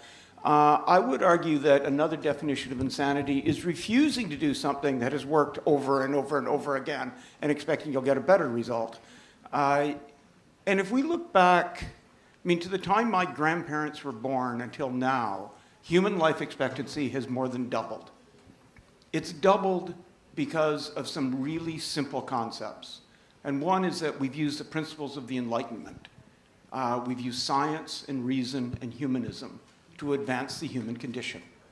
And in this case, it's really clear that we know nicotine isn't what's killing people, it's the inhalation of the smoke. That's really simple science. And reason says, well, gee, maybe we should find a way for people who want nicotine to get it without smoke. And humanism is, we actually care about these people. It bothers us to think that hundreds of millions of people are going to die prematurely this century, completely unnecessarily, because they're forced to inhale smoke to get nicotine. And we also know what's worked in public health, because we've run so many public health campaigns very successfully over the decades. And if we do things like understand people's lived experience, you look at it from a consumer standpoint, meet them where they are. It isn't a matter of dictating to them that they need to do something that we think they should do. It's understanding where they're coming from and empower them to make better decisions about their own health. This has worked phenomenally well. And if you do these things, if you work with consumers, if you work with market forces, if you use science and reason and humanism, if you're empowering people, amazing things happen. And it's why many of the diseases that were killing people when my grandparents were born aren't around anymore. It's why many of the things that people would talk about, the train accidents, the planes that fell out of the sky on a regular basis, the automobile death rates, why anybody my age who grew up in a small town in Canada can pull out a high school yearbook and show you their friends who died in car accidents. And the death rate is down by over 85% since that time. These things work, and we know what can work here. And the amazing thing is that people are refusing to do it. But we're now seeing examples of when people actually do start doing the sensible things, they do start doing exactly the things that have historically worked. My gosh, they work. And as we get more examples of this, and we have much more now than just Sweden and New Zealand, it becomes ever harder for somebody else to ignore it. So I think we know what sort of regulatory regimes work. We know why they work. We're seeing them working. It's just a matter of applying it more. Thank you very much, David. I like how you read my mind, and how you sort of answer my next question, which was about what work in terms of collaboration for moving this needle right towards harm reduction. So you sort of answered the question, so I won't ask that. We have so many of you here tonight, so I'm going to open the panel to questions to our amazing speakers, because I can go on and ask lots of questions, but I would like very much to ask you to ask some questions as well, because that's why we're here tonight, right? To be inclusive and get questions from you. I know we have many. Oh, thank you. We have one volunteer here. I think I'm known for my asking of questions all the time. This is for Carissa. So I've tried snus or similar brands just to know what I'm prescribing my patients, and it burns.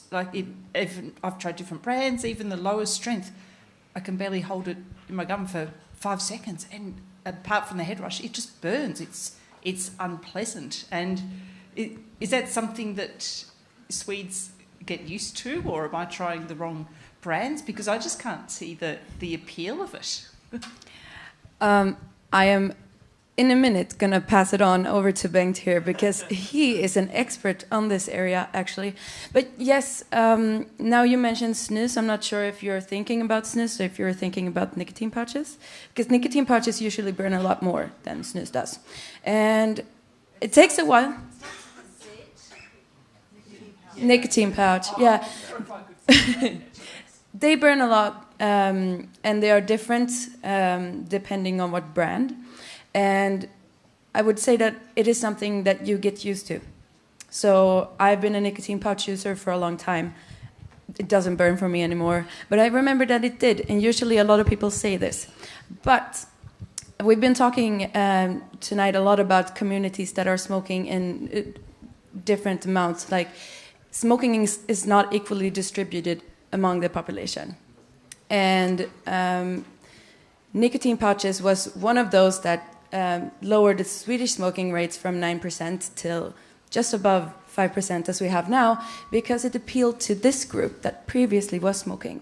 And we have some groups that we are still not reaching in Sweden, mainly immigrants and older women. And one of the reasons they might not transfer is because they don't like the product. And I think the thing that you're mentioning, the burning sensation, is one of them. So in order to move forward in this journey, especially in Sweden and in other countries as well, we need to find different alternatives that suit different people. And this is where innovation comes in. And with that said, over to Bengt. Thank you very much for the question and your reply. I'm not only a tobacco harm reduction advocate and the founder of the EU for Snus international movement. I'm also an inventor, and for years we've heard. My company consists of me and my oldest son. We're a startup company, but we managed to patent a solution to the burning sensation and the cause for irritation on the oral mucosa and the gum in United States and Europe. And the reason for the burning sensation is the high pH level and the flavor concentrations in direct contact with the gum. So what I came up with 10 years ago, I went to the dentist and he said, Bengt, you have to quit. You have gingival retractions, gum recession. I had inflamed gums and snus lesions. And I didn't want to go back to smoking. I quit smoking in 1991 during the Gulf War. I was working in Saudi. So I came up with this crazy idea of putting a Band-Aid on one side of the pouch, and the pain disappeared. My inflamed gums turned pink and healthy again. But it is a deterrent, especially for new markets, like Carissa said. In Sweden, we've been putting tobacco under our lip for more than 200 years. It is a cultural thing. Pity about New Zealand, wherever, that they didn't actually try this in New Zealand, because if they had done that a few years ago, I'm sure you would be equal to Sweden in smoking prevalence.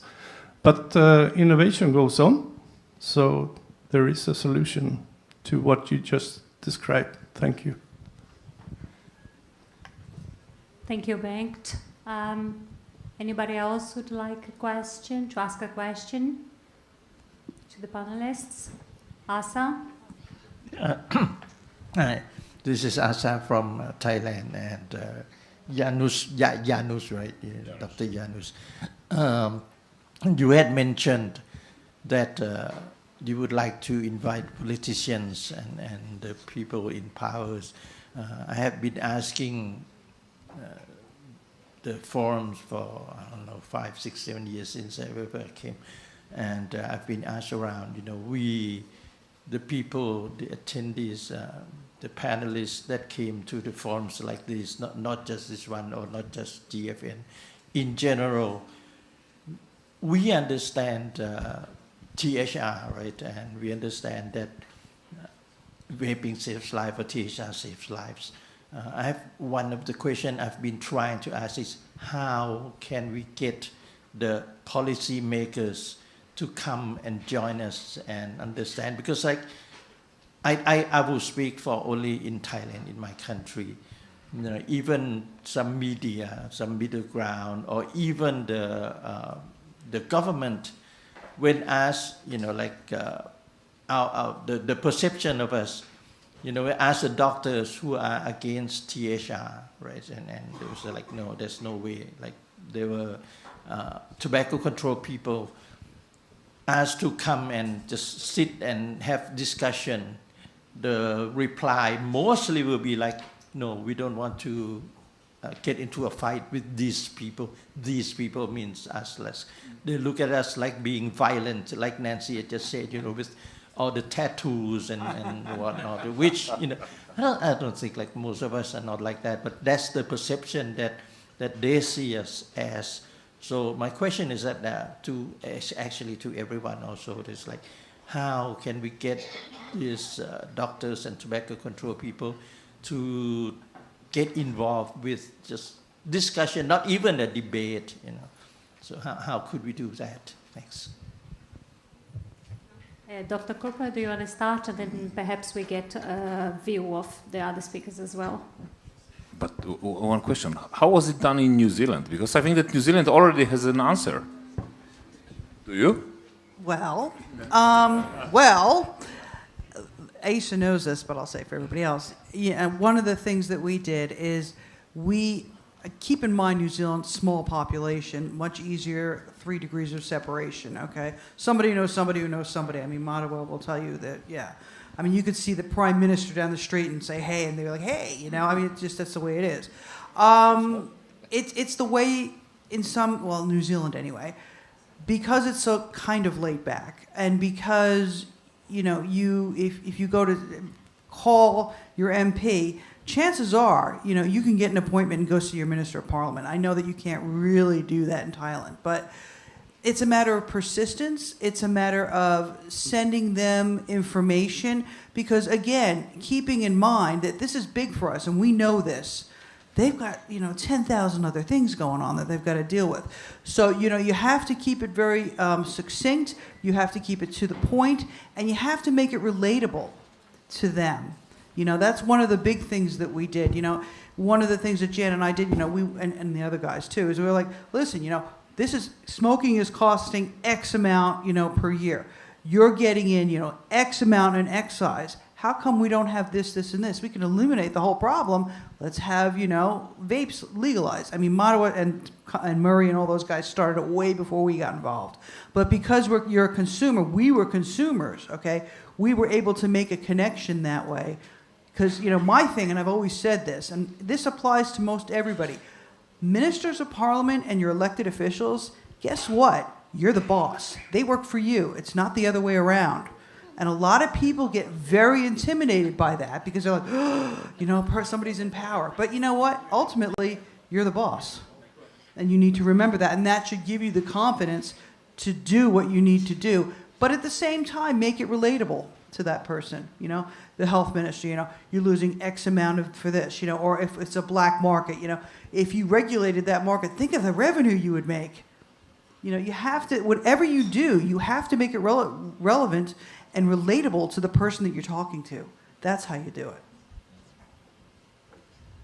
Thank you very much, Nancy. I actually had a conversation today, earlier one, that was very in line with that consumers are the reason why we are here, really. because without them, our job wouldn't exist, right? Because if there wasn't consumers and consumers fighting for the rights, what is the point on all this fight? So consumers are really important. We are here to fight for their rights. They have the right to access those products. So this is something I like to keep in mind every time, that we are here to defend their rights to health. Yes, they're just not statistics. They are real people with real family, with relatives. It's just not numbers. It's not 1 billion, 2 billions. That doesn't matter if people are just hearing it. And I actually really sympathize with what Nancy's saying, because one of those smokers are my dad. And then when we say 1 billion, yes, 1 billion, but one of them is really close to my heart and it's close to me. And I know that many of you here that I know personally has somebody, lost somebody, live with somebody with the addiction, and it's very heartbreaking when you can't give those people the options that sometimes you know, I live in the UK, you can go to any place and access those products, and then we go to Brazil and you can't have it. I mean, we have quite a few Brazilians here, you meet them over the break, and you can have it for your own consumption, but you can't import, therefore you have to buy somewhere, and guess what, you can buy anywhere. So most of the people that I come across in Brazil, they don't even know that it's not allowed, because they say, but I see it everywhere.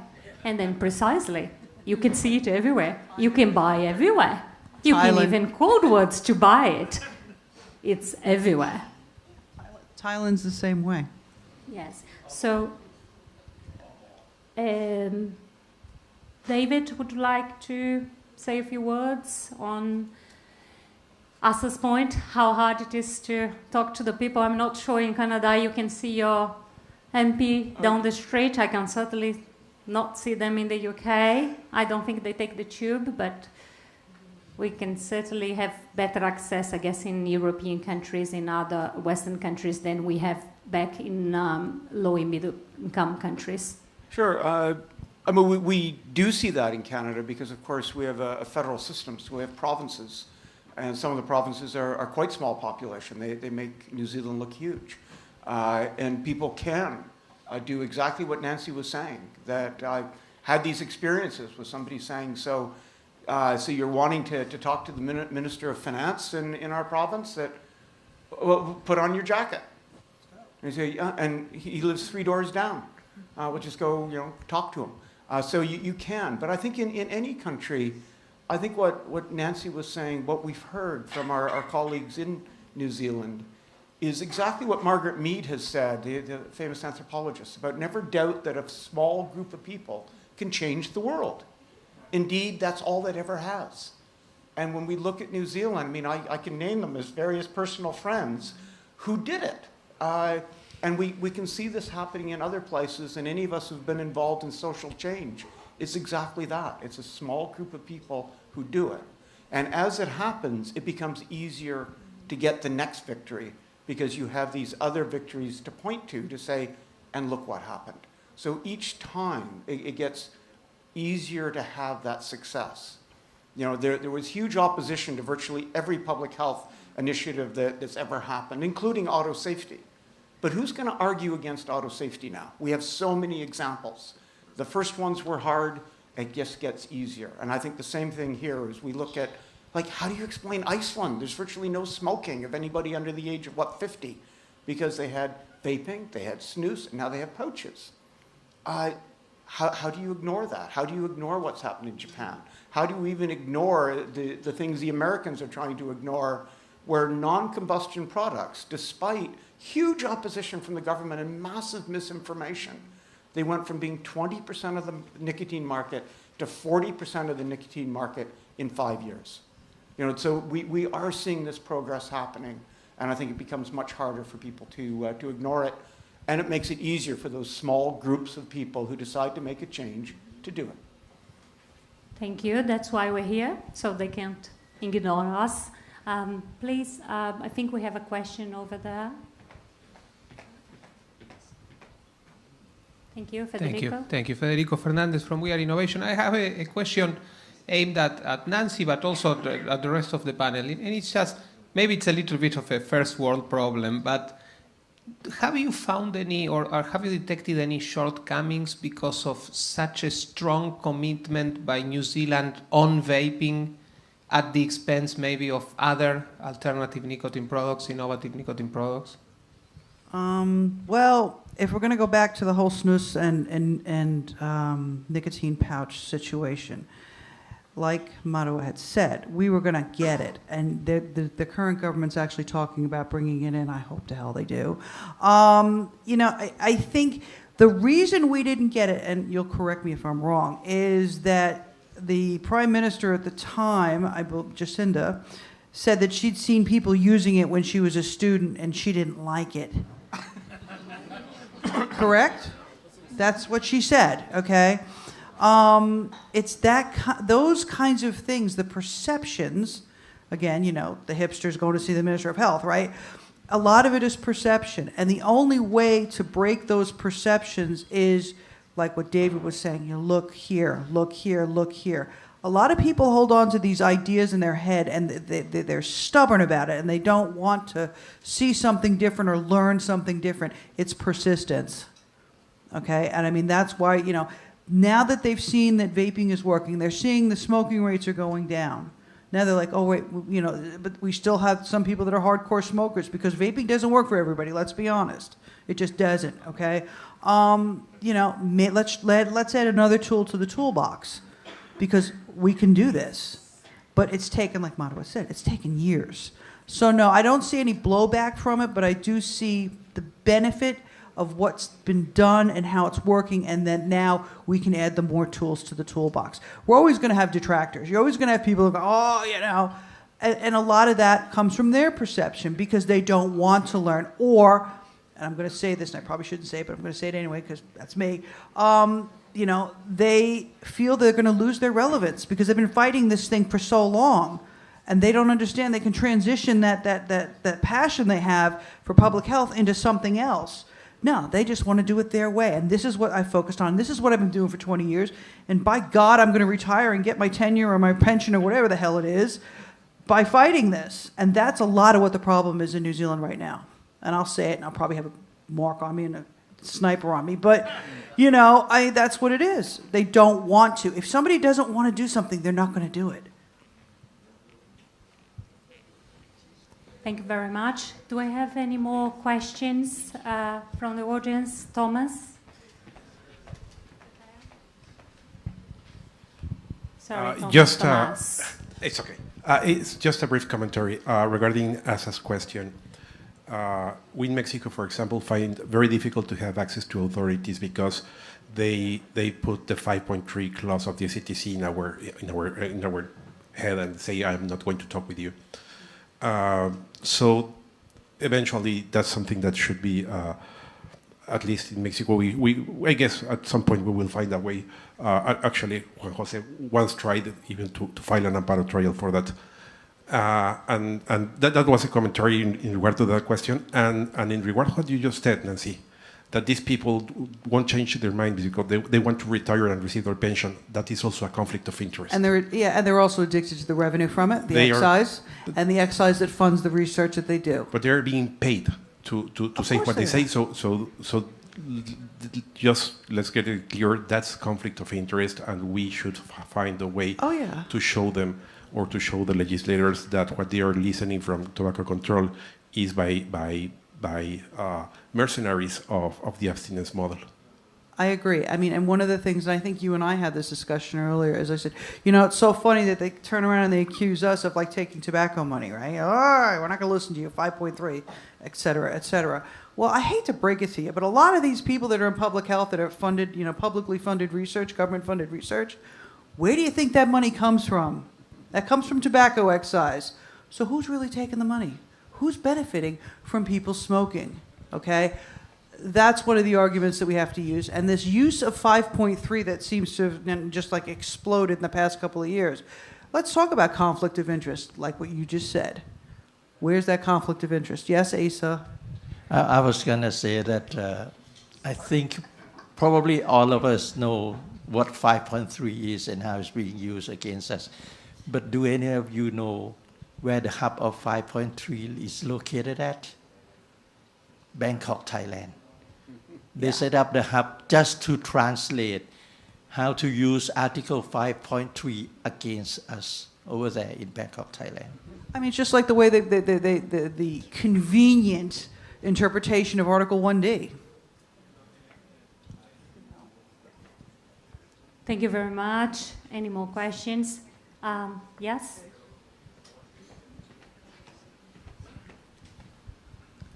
First of all, thank you all very much for your answers. They've been very helpful. David, I just had a quick question. I come from America, a very close neighbor of Canada, and we oftentimes are a closed system when it comes to health things or other things, internet regulation and all sorts of things. And certainly the results that Sweden has shown within the European Union are vastly generalizable to the rest of the European Union because they're all under kind of a universalized regulation of tobacco and other things, so we can see the individual pieces that make the difference. But for countries such as ours that kind of exist within closed systems, how can we bring in local repeated successes like you were mentioning? The more successes we have, the more ability we have to argue for these things.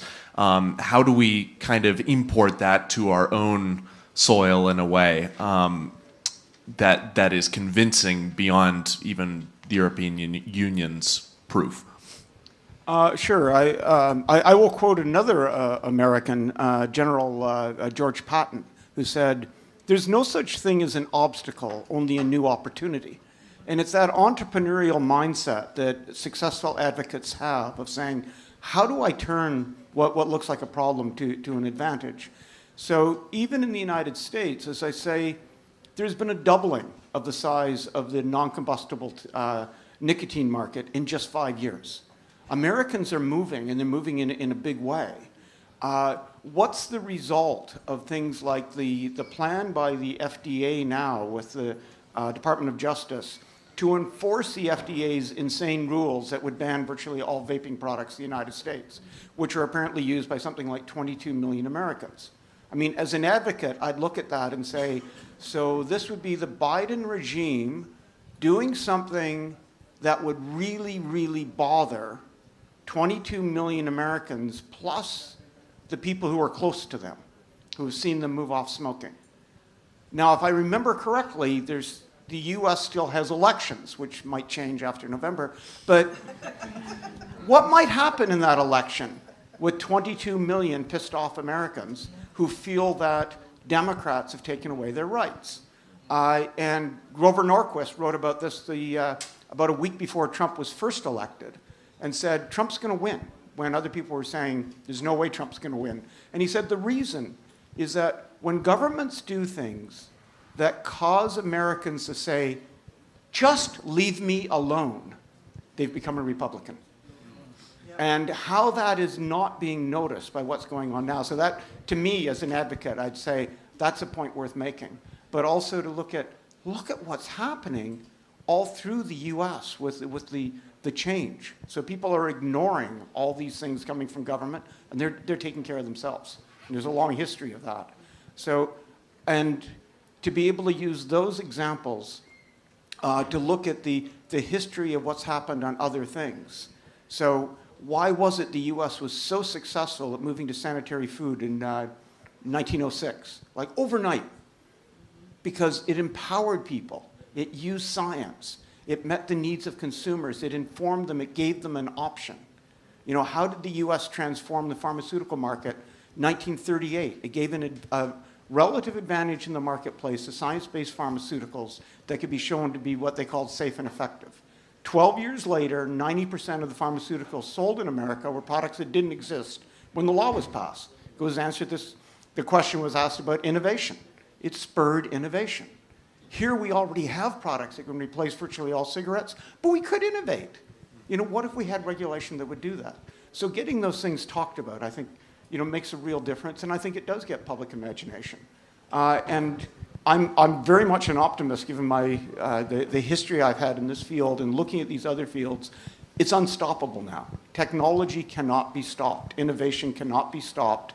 It can be slowed, but I think the Downs and Nunes book, Big Bang Disruption, made the point that with innovation, you can slow it. Nothing can slow it more than regulation. No regulation can slow it more than health regulation. No health regulation can slow it as much as the US FDA. But even the US FDA can't stop it.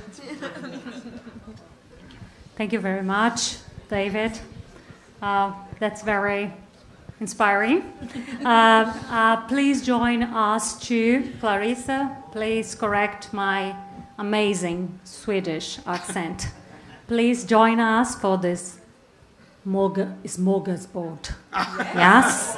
Smorgasbord is a Swedish buffet. Guests can choose their favorite food. I hope you find something that you like. And in a way, it resembles the Swedish example, right? The experience in which people can choose things that are appealing to them. And that's what we're trying to do here, to make sure that everybody has something that works for them. So please, warm applause for our amazing speakers. And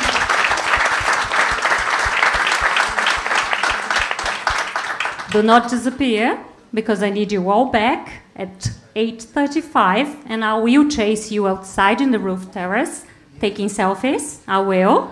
So please, everybody, let's enjoy our well-deserved break. Can we give Shuli a round of applause for doing this? Yes. Thank you.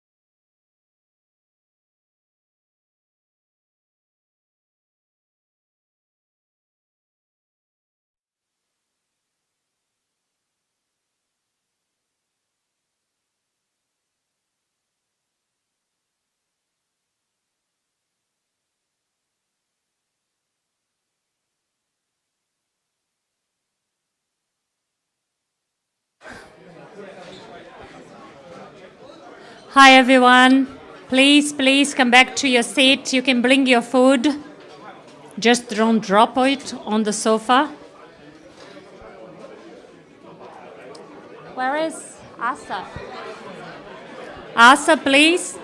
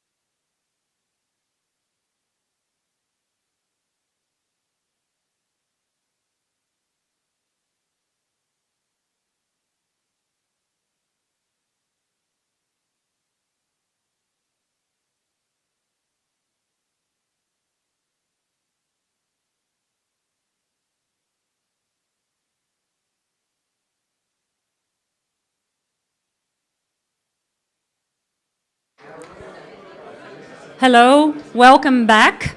I hope you enjoyed your smorgasbord. For our final session tonight, we welcome representatives from consumer groups from around the world. They will share their approach to eradicating smoking in their countries compared to the Swedish experience. I would like to introduce you to all the panelists. So we have here tonight Miguel Okamura for Tobacco Harm Reduction Brazil. Here in the middle, please wave when I call your name, like children at school. Alexandre Lucian Gerata, Brazil, which translates to Information Directory for Smoking Harm Reduction. Inácio Oliva, Asovape Chile, Association for the Chilean Vapers. Jeffrey Zamora, Asovape Costa Rica. Asa Saligupa, Thailand, which stands for Ends Cigarette Smoking Thailand. I can't even read this acronym, to be honest. Alex Gogoana, ACPAN, Romania, Consumer Association of Alternative Nicotine Products. We have here as well Kurt Yo, Consumer Advocate, Vapers. Sorry. Vaping Saved My Life from South Africa.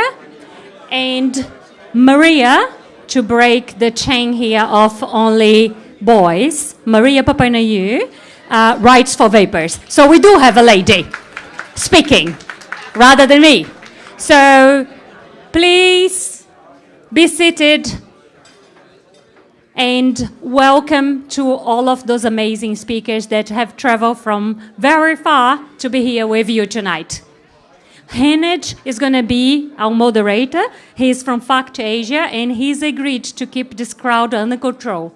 And I trust nobody else for the job. Thank you. So, good evening, everybody. It would be really nice if we could have your attention, please. Seats very comfortable here. Bring your drinks and please listen to these wonderful people up here, because I am privileged to be in the company of some of the most passionate, active, productive, and frankly wonderful THR consumer advocates, for specifically a lot from Latin America, but also from Asia, from Europe, and from Africa. And Canada, eh? Yeah.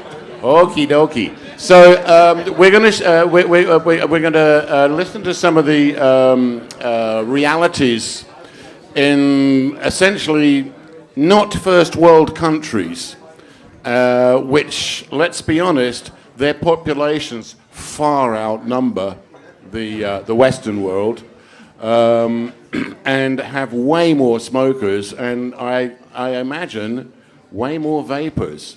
So anybody from the industry here, do please pay attention, because we're the guys you're selling your products to, and we're the guys that pay your salaries. Don't mean to be rude about it, but that's what it is. We wouldn't be here, you wouldn't be here, if these products weren't on the market and hadn't been accepted by consumers.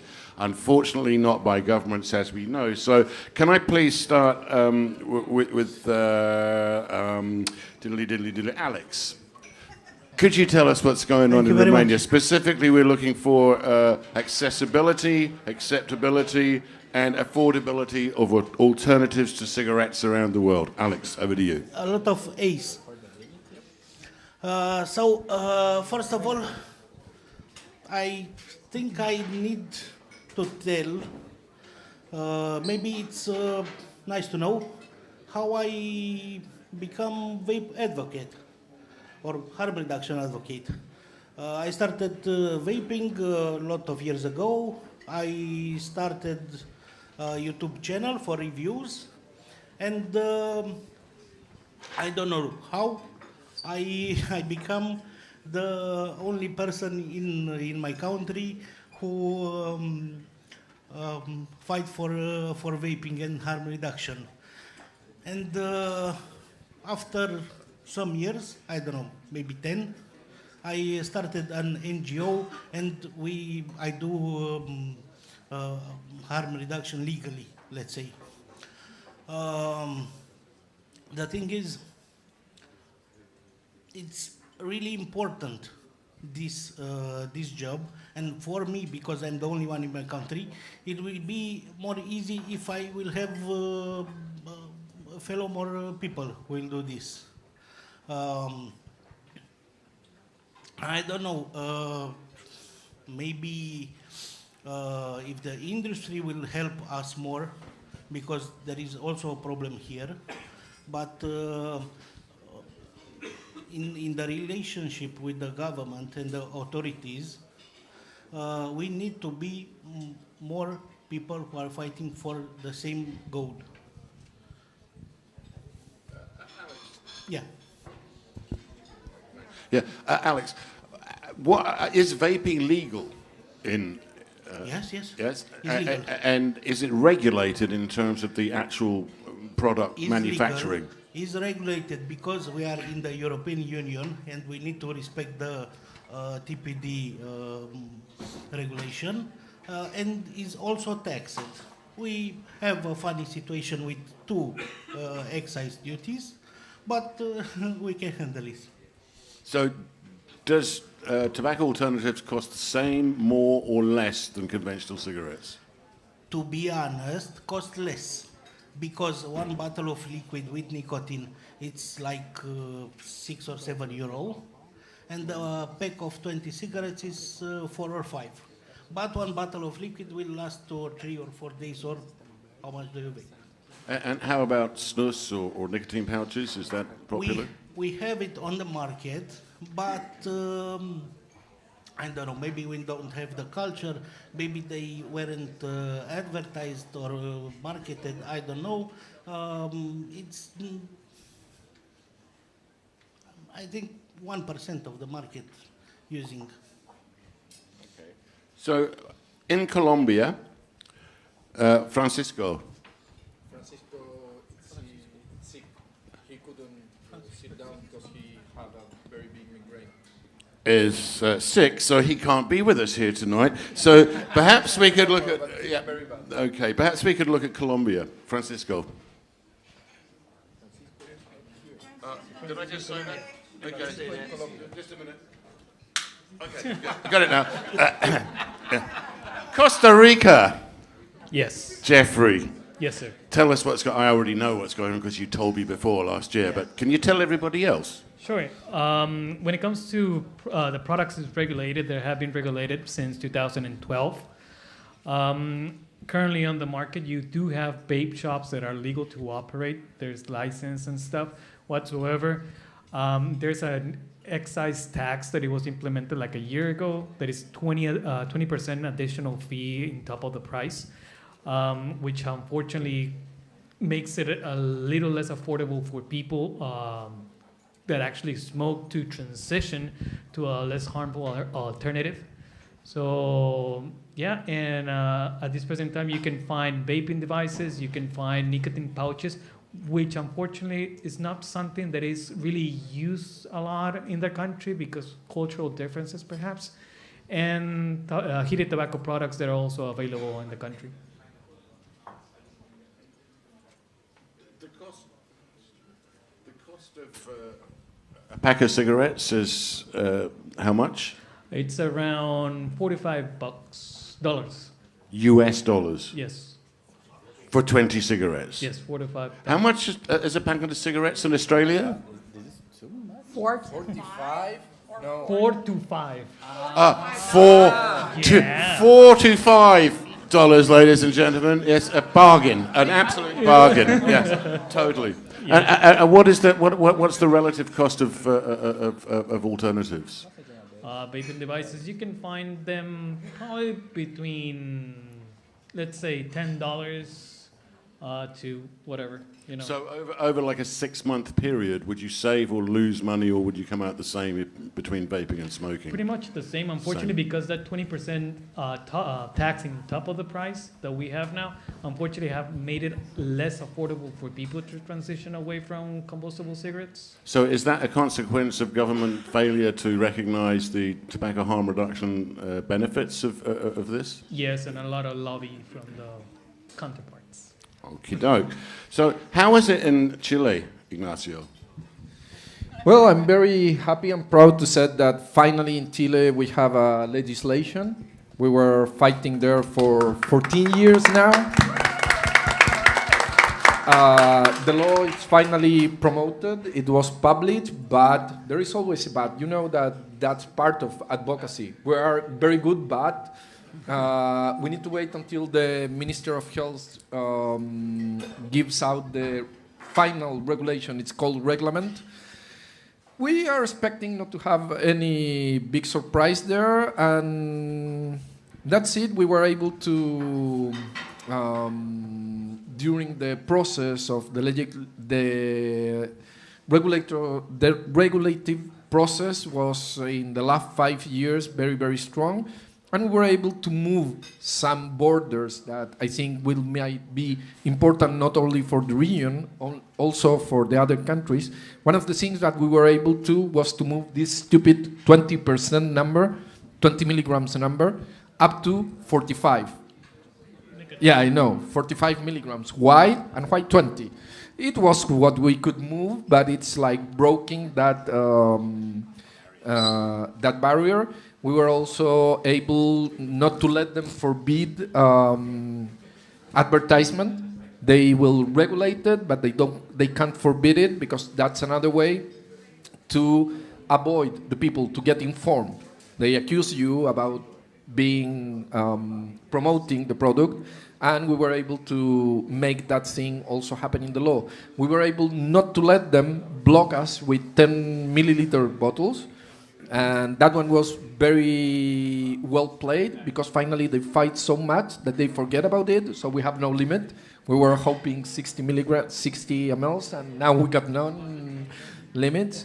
So we're kind of happy. There are other stuff that also we are very proud that we were able to spot the places where we will focus in the fight. Some of them we will love to be amended, but in big terms, we're very happy and expecting to continue because something that every advocate should know. First, this is a very, very long process, and Chilean process is one of the examples of it.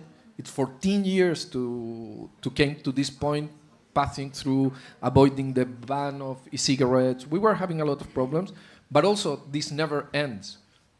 Many advocates said, we will fight until the regulation. No, we got the regulation, and we know that immediately when it start working out, we will need to start discussing taxing and all the attacks paid by the aunties. And that's it. We're happy, and I hope everyone enjoy because I think this is like the third GFN that I said we are very close to. We are very close to. Finally, we did it. So, yeah, very happy, very proud to be Chilean.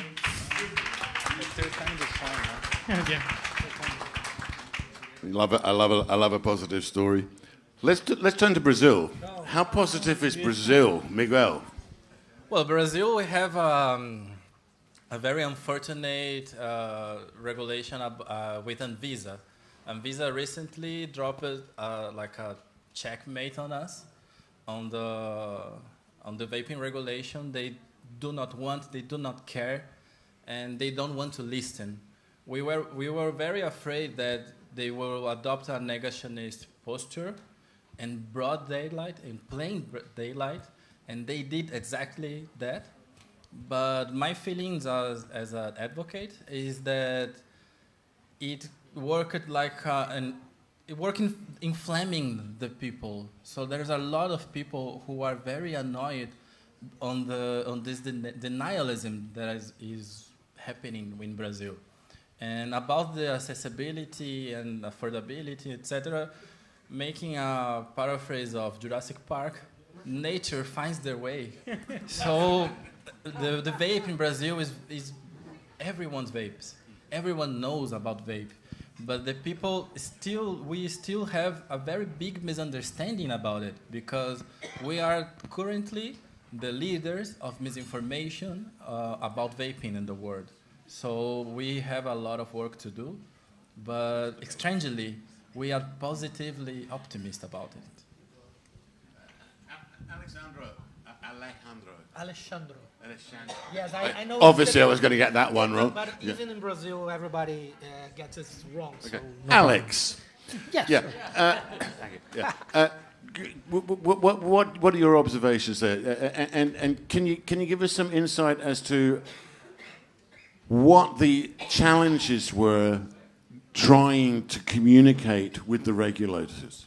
Sure. So Anvisa banned vaping in 2009 because they adopted the principle of caution. We don't know about the vaping, so we're going to ban it. Okay.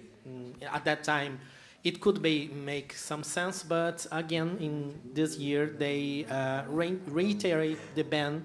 They maintain this ban, despite the overwhelming evidence, scientific evidence presented by even public consultations. The majority of the population doesn't want vaping to be banned.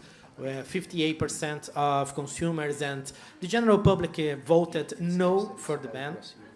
And Anvisa made a regulation that is the perfect recipe for illegal market. You cannot sell, import, manufacture, but you can have one vaping device and you can use a vaping device. So there is a monopoly for the organized crime in Brazil. So even Anvisa in their official website states that they suggest you never use an electronic cigarette, but if you want to use it, you can. So where you're going to find and buy an electronic cigarette? This is official, this is a website of Anvisa. You are going to buy it from the illegal market. So now, since Anvisa completely decided for the ban, the only possible path is by the government. There is a bill, number 5008, from a senator called Soraya Tronic, and this senator presented a very good regulation, not perfect, but something that wants to give some rules like maximum amount of nicotine of 35 milligrams, some notion of bottle sizes, fines to whoever sells to minors, and some registration by Anvisa by toxicological reports. So it's a good, not perfect regulation, and this is the only path that we can have in the coming months or years, maybe because our government tends to go slower. And we as consumers are supporting this bill because we want regulation, we want control, because we have in some surveys, we have 4 million vapors, official numbers. We think this is a very conservative estimation because a lot of people are afraid to tell anyone who asks that they are vapors. I use an electronic devices. People are afraid because, as Miguel said, we have at least 90% of Brazilians think that vaping is equal or even more harmful than smoking. We are the leaders of this misinformation. And so a lot of people use vaping devices. As, for example, last year we made protests in 4 cities in Brazil, and we had T-shirts and a petition to be signed. People in the streets watch us making all that fuss and say, well, give me a T-shirt. Yeah. Can you sign the petition? Yes, I can. Can you take a picture? No. Oh, no. I don't want to expose myself. Or an interview. My family doesn't know that I vape. Vape is even... So that is why we think that 4 million vapors are a very conservative estimate. And we have another number that at least 6 million smokers already try vaping. Everything is from a illegal market.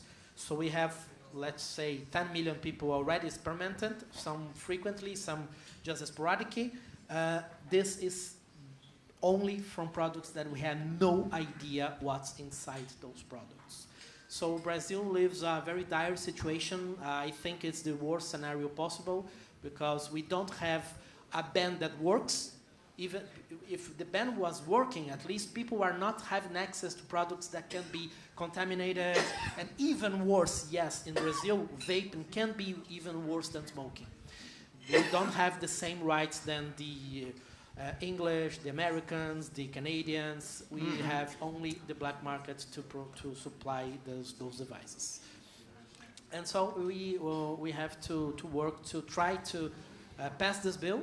That is our only chance. If not, we are going to have this ban for I don't know how much time. From the perspectives of Chile compared to Brazil, can I just ask Ignacio to make a few comments here? Actually, perhaps encourage you a bit. Like teachers, please. Actually, I was going to comment something that it will make some sense with your question, but also it's something that Miguel said. He said, I don't know why we're positive on it. I have been working for 14 years in this, and we're quite tired. We are feeling that the energies sometimes are going off. And I'm part of the region activism. And in Brazil, the things were very stuck. And this guy appeared. He got the energy back. He started moving the people. I remember myself on him when I was starting. And it's super good to feel that there is a new generation of advocacy. I'm very proud of your work. Thank you. Thank you. Do not speak much because I'm gonna cry. So you cry. It's okay to cry.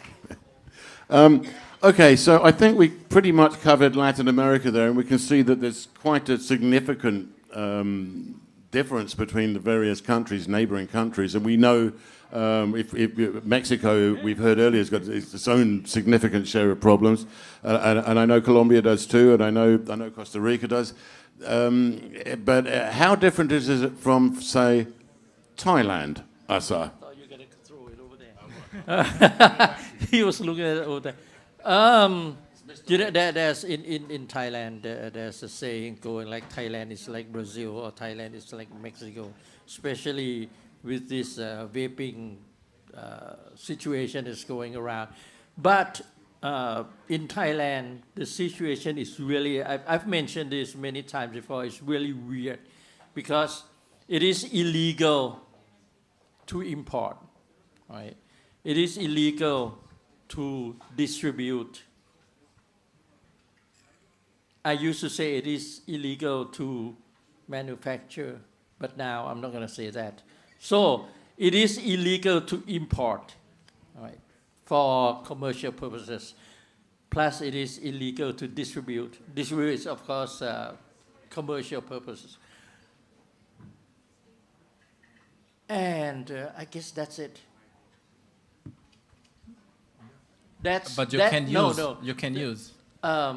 Yeah, but what I'm saying is officially, laws on vaping or electronic cigarette is it's illegal to import and illegal to distribute, i.e. to sell. That's it.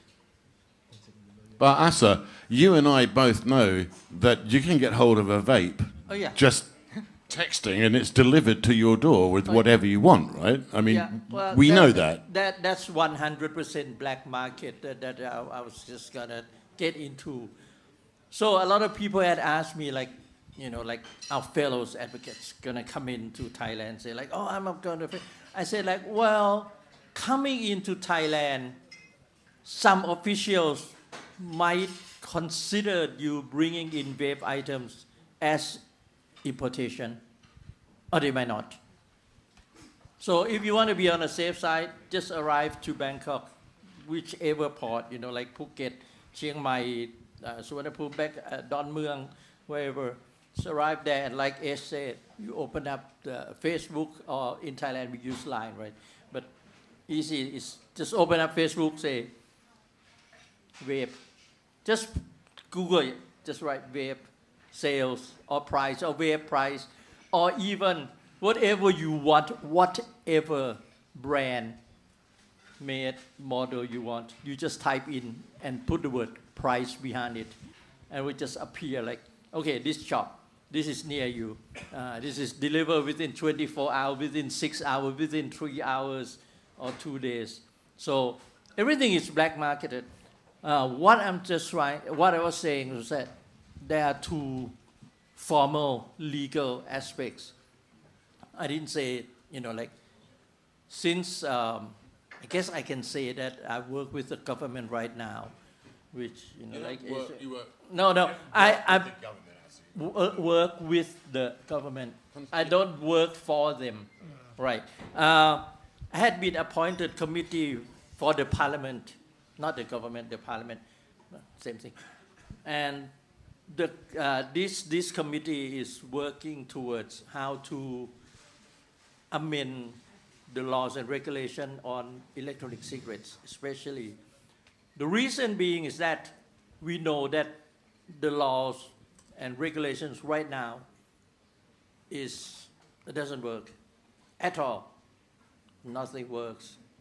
You said it's illegal to import, right? Last 3 months, we asked, about 2 months ago, we asked Chinese, because Chinese, when they import, they have all the stats and numbers. I can't remember how, but $200 million worth of products, of vape products coming into Thailand. And that does not include those coming in from Laos, Burma, and Malaysia, and elsewhere, you know, from the Philippines, Indonesia. Only from China, it's about 200 million worth, at least, and not counting the products that we also made in Thailand. These are the vape products, not including the liquids. Liquids mainly came from Malaysia, and we have it made right in Thailand. So you can't ignore that. Plus what H just said, we have shops all over. You just go walk, flea market, you go to the places, the touristic places, a lot of stores. We have vape shops. And so it's 100% black market. So right now, the government, this new government knows that the laws in place does not work. So we can amend it. How to amend it? We as the committee have to say that, hey, we've got no flags. We are right in between. So if we could make the laws and regulations stricter, or we could just leave something like heat not burn first, because you can count it. It looks like a cigarette. So tax it, lift the bans, and then we might consider vaping. And what I'm thinking personally, I cannot say that officially. I'm not, you know, they forbid me to say it, even though if you look at the Thai government's website, it's in there, but I can't say it, I don't know why. But I'm looking at, like, we will probably lift the ban within this year, put it to the cabinet will announce it within 60 days, the law will be in effect. So we are looking at hopefully early next year, maybe January, February, the laws and the bans and everything will be reversed, and probably about the same time as they're going to reverse the laws on cannabis, which is right now it's like almost free. So they want to regulate it, which is going to be very difficult. Good luck with that. Yeah, so that's pretty much what's going on. So, you know, you just go in there, and one of the problems that arises from this recent law is that bribery. We all know, everybody knows.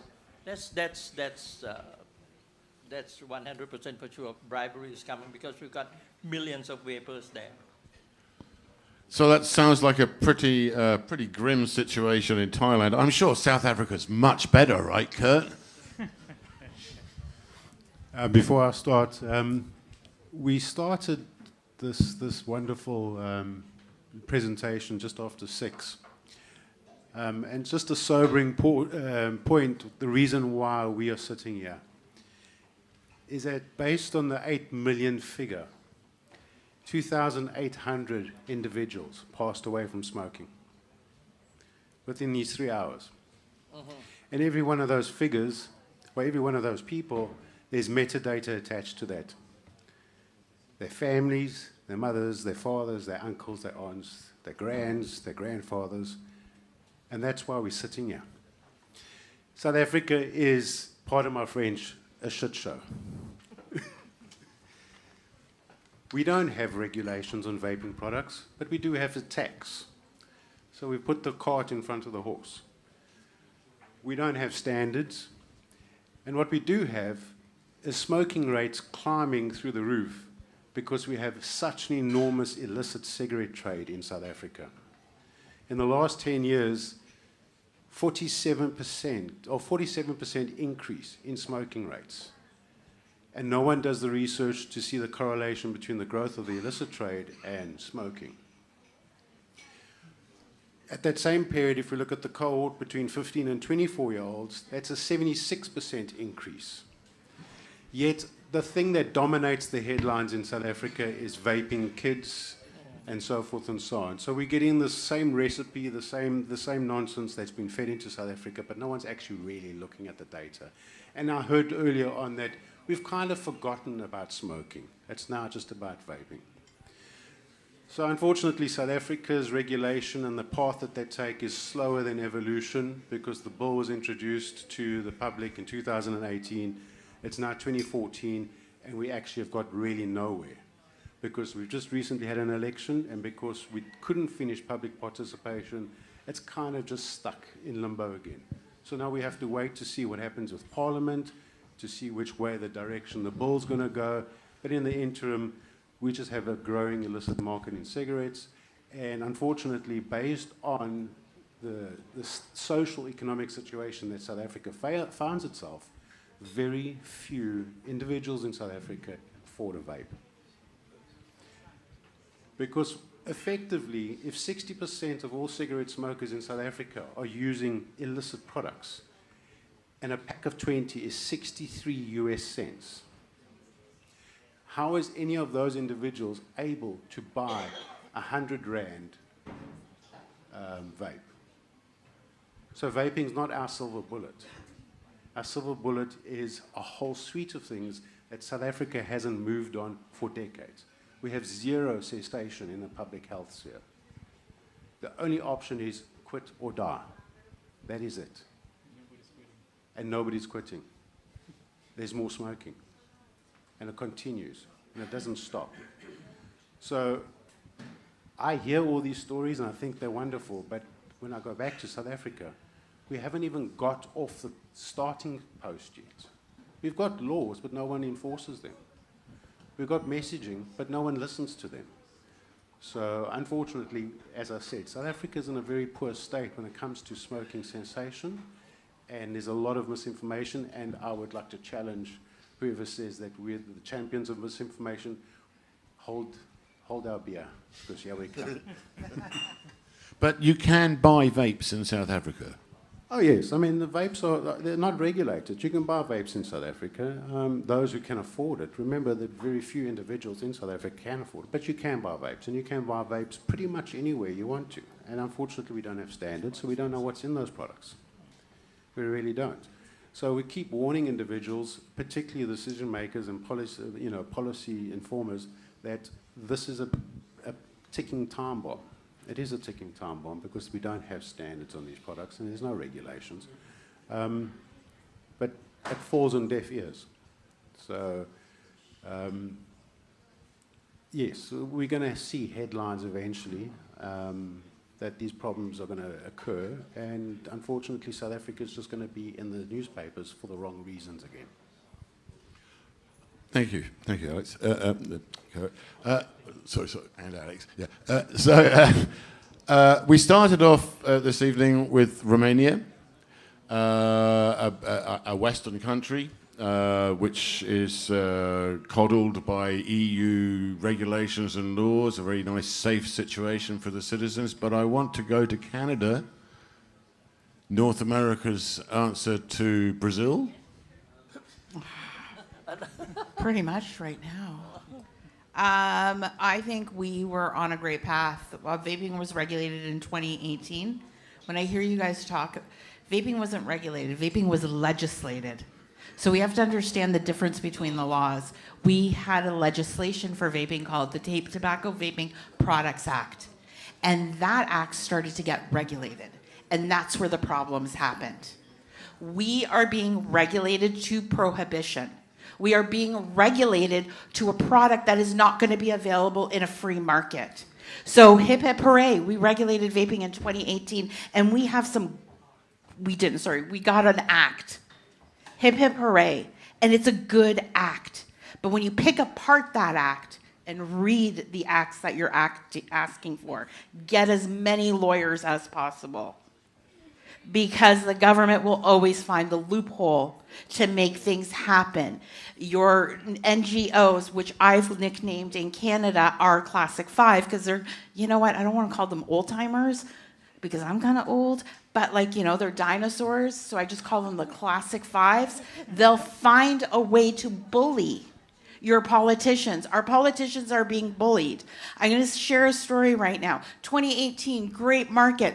We just couldn't have cartoon characters. We all agree, let's give that up. We're going to give up our names. We can't call something. I got a fine because I used to own a shop. I don't anymore. I can't deal with the black market in Canada. But we used to have a dessert a vape called Lukumades. Those of you that are Greek will know what that means. It's honey balls. My inspector, the fourth inspector that came in, nailed me for that because it described a dessert only because she was married to a Greek man and knew what the word lukumades meant. So, yes. Then what happened is, let's go stop the NIC levels. Let's stop the NIC levels. We're all industry. We're all good with that. Consumers, no, we're not. Industry didn't listen to the consumers. As consumers, we fought. The consumers fought. And then, as long as we have our flavors, wherever you are, if you are advocating to only save flavors, flavors are not a negotiating tool. Because look at us now in Canada. We thought we could negotiate with our flavors. Yeah. And our flavors are going out there because our Minister of Health, who has sorry, I'm going to get so emotional right now because I've been fighting this for the last 2 months. I've been fighting against an asshole. His name is Mark Holland. I call him Pinocchio. He has gone out and said all the deaths from vaping in this country. Not a single person in Canada has died from vaping. But he has gone out there and said in scrums to the news, to the media, that people have died from vaping. That's why he's going to regulate them. And this gets even deeper and worse because my country's hatred for the tobacco industry will put a woman's rights second to making sure the tobacco product, those NIC pouches, don't go on market. Because my Minister of Health hates us so much, people who smoke, that he decided to make sure that whatever Minister of Health even a conservative comes to power, that they can ban any product, any drug, and that's where nicotine pouches are, any pharmaceutical, any food or drug, and remove it from market. That includes Plan B. That includes birth control.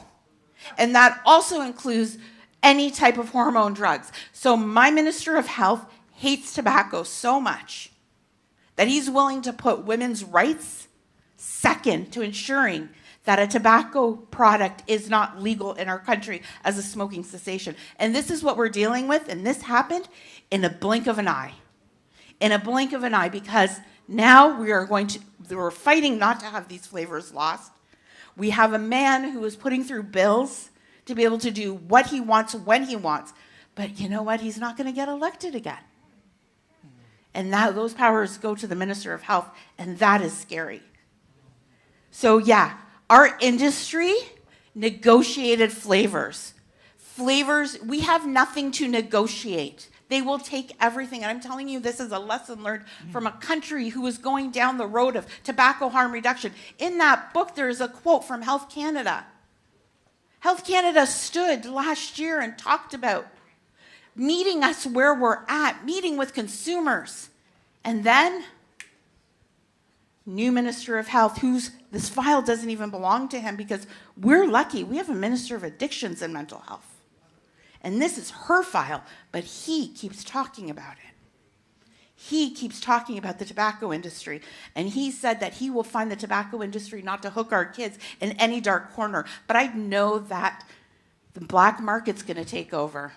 And they're going to want new customers for their fentanyl. And I want to know if Mark Holland, our Minister of Health, is going to go into those black corners with those drug dealers, with the black market, and take them on like he would a regular CEO in a suit. Please. So guys, don't give anything up. Fight for everything because they will stomp all over you. And it's happening right now to us. And we're in the fight of our lives. You know, what is happening in Canada, it reminds me what happened in Canada in 2012. I don't know if if you remember, Maria, but there were a conservative government tried to ban needle syringe programs. And it took 3 persons that were described as junkies to sue the federal government, and they won. Because, harm reduction is non-negotiable and should be non-negotiable. No, absolutely. And harm reduction is our charter freedom. But again, we're up against life. So follow us on ratesforvapors.com.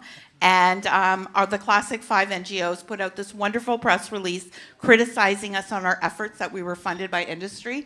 We were. Vape shops and vape industry funded us, rightfully so. I said, I'm doing this. I need money. Can you help me? They said yes. But there's a wonderful scrapbook from those NGOs that don't like us. They put together all the things we did. So if you want to see what we did, just Google that.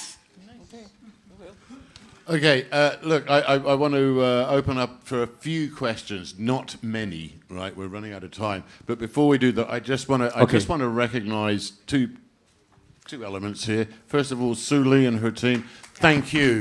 Thank you, Sue Lee. Well done. And this amazing panel, many of whom I consider to be friends. These are the guys at... Someone got drunk. Oops.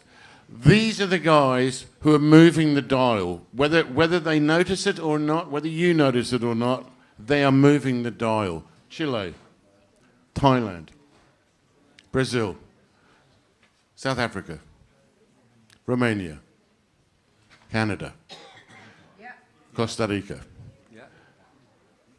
Those are just a couple out of hundreds of countries who are struggling from the same challenges and the same issues. And every single one of the challenges and these countries is facing different challenges and different issues and have to take different approaches to get to the solutions and the resolutions that we desperately need to save the lives of 1 billion over 1 billion smokers on the planet. And I'm honestly honoured to be amongst these wonderful people, and thank you so much. Thank you for the work you do. Thank you. So I'd just like to open up. There's a question there, sir. Okay. Yeah. My name is Claudio. I'm with the Vaping Today. Based on your experience as a brave advocate, can rational arguments and scientific data alone combat misinformation? Or we need more aggressive strategies? I think the biggest strategy, like, no. We're not, science is not going to win. That's when you're going to say, oh my God, children were killed. I just don't know what child was killed in Canada from vaping or anybody. What will work, though, and what has worked for us in Canada over and over and over again, education. Educate your consumers. Education equals empowerment, because you are empowered to speak on the subjects that you know about, and therefore you will engage with people. Education, empowerment, engagement, the 3 E's. I don't know if those are 3 E's in Spanish. And the second thing is use vape shops as platforms. Platforms, because those need to be our newsstands. Those are our websites, like in person. You don't have to force someone to sign a petition. Use your vape shop as the place where people are going to learn things, because they're going to walk in there. And if 10 people walk in and one person does something, that's 10%. So if every 10th person does something, like sends an email or picks up the phone, picking up the phone is better. We did an email campaign, a letter writing campaign, and we mailed 37,000 letters about this proposed flavor ban the second time around. 37,000. We would not have been able to do that if vape shops didn't tell their customers. Use the vape shop. And if you own a vape shop, do not say, oh, my customers don't care. Just tell them about them. Let them decide if they care or not. That's it. About that, I find very frustrating because Anvisa, our FDA, they are very competent. They really are. I never read a text so clear about the ban, because I didn't have to read like 2, 3, 4 times the report. And the first read, I understand they deserve like a gold medal in mental gymnastic to approve that, because they are so competent. They can do like a denialism without the people even notice. So it is frustrating, and science alone can't win this battle. You have the consumers. We have to gain the consumers, because only us can demand our government. On that note, ladies and gentlemen, I want to thank you very much for your attention. I again want to thank the panelists, and again thank Sue Lee. I've been H from Factasia, and it's been my honor to moderate this excellent panel. Thank you very much.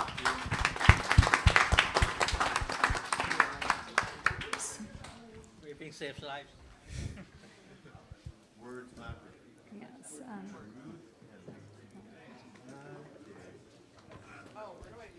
I'm ready to walk around with my mic.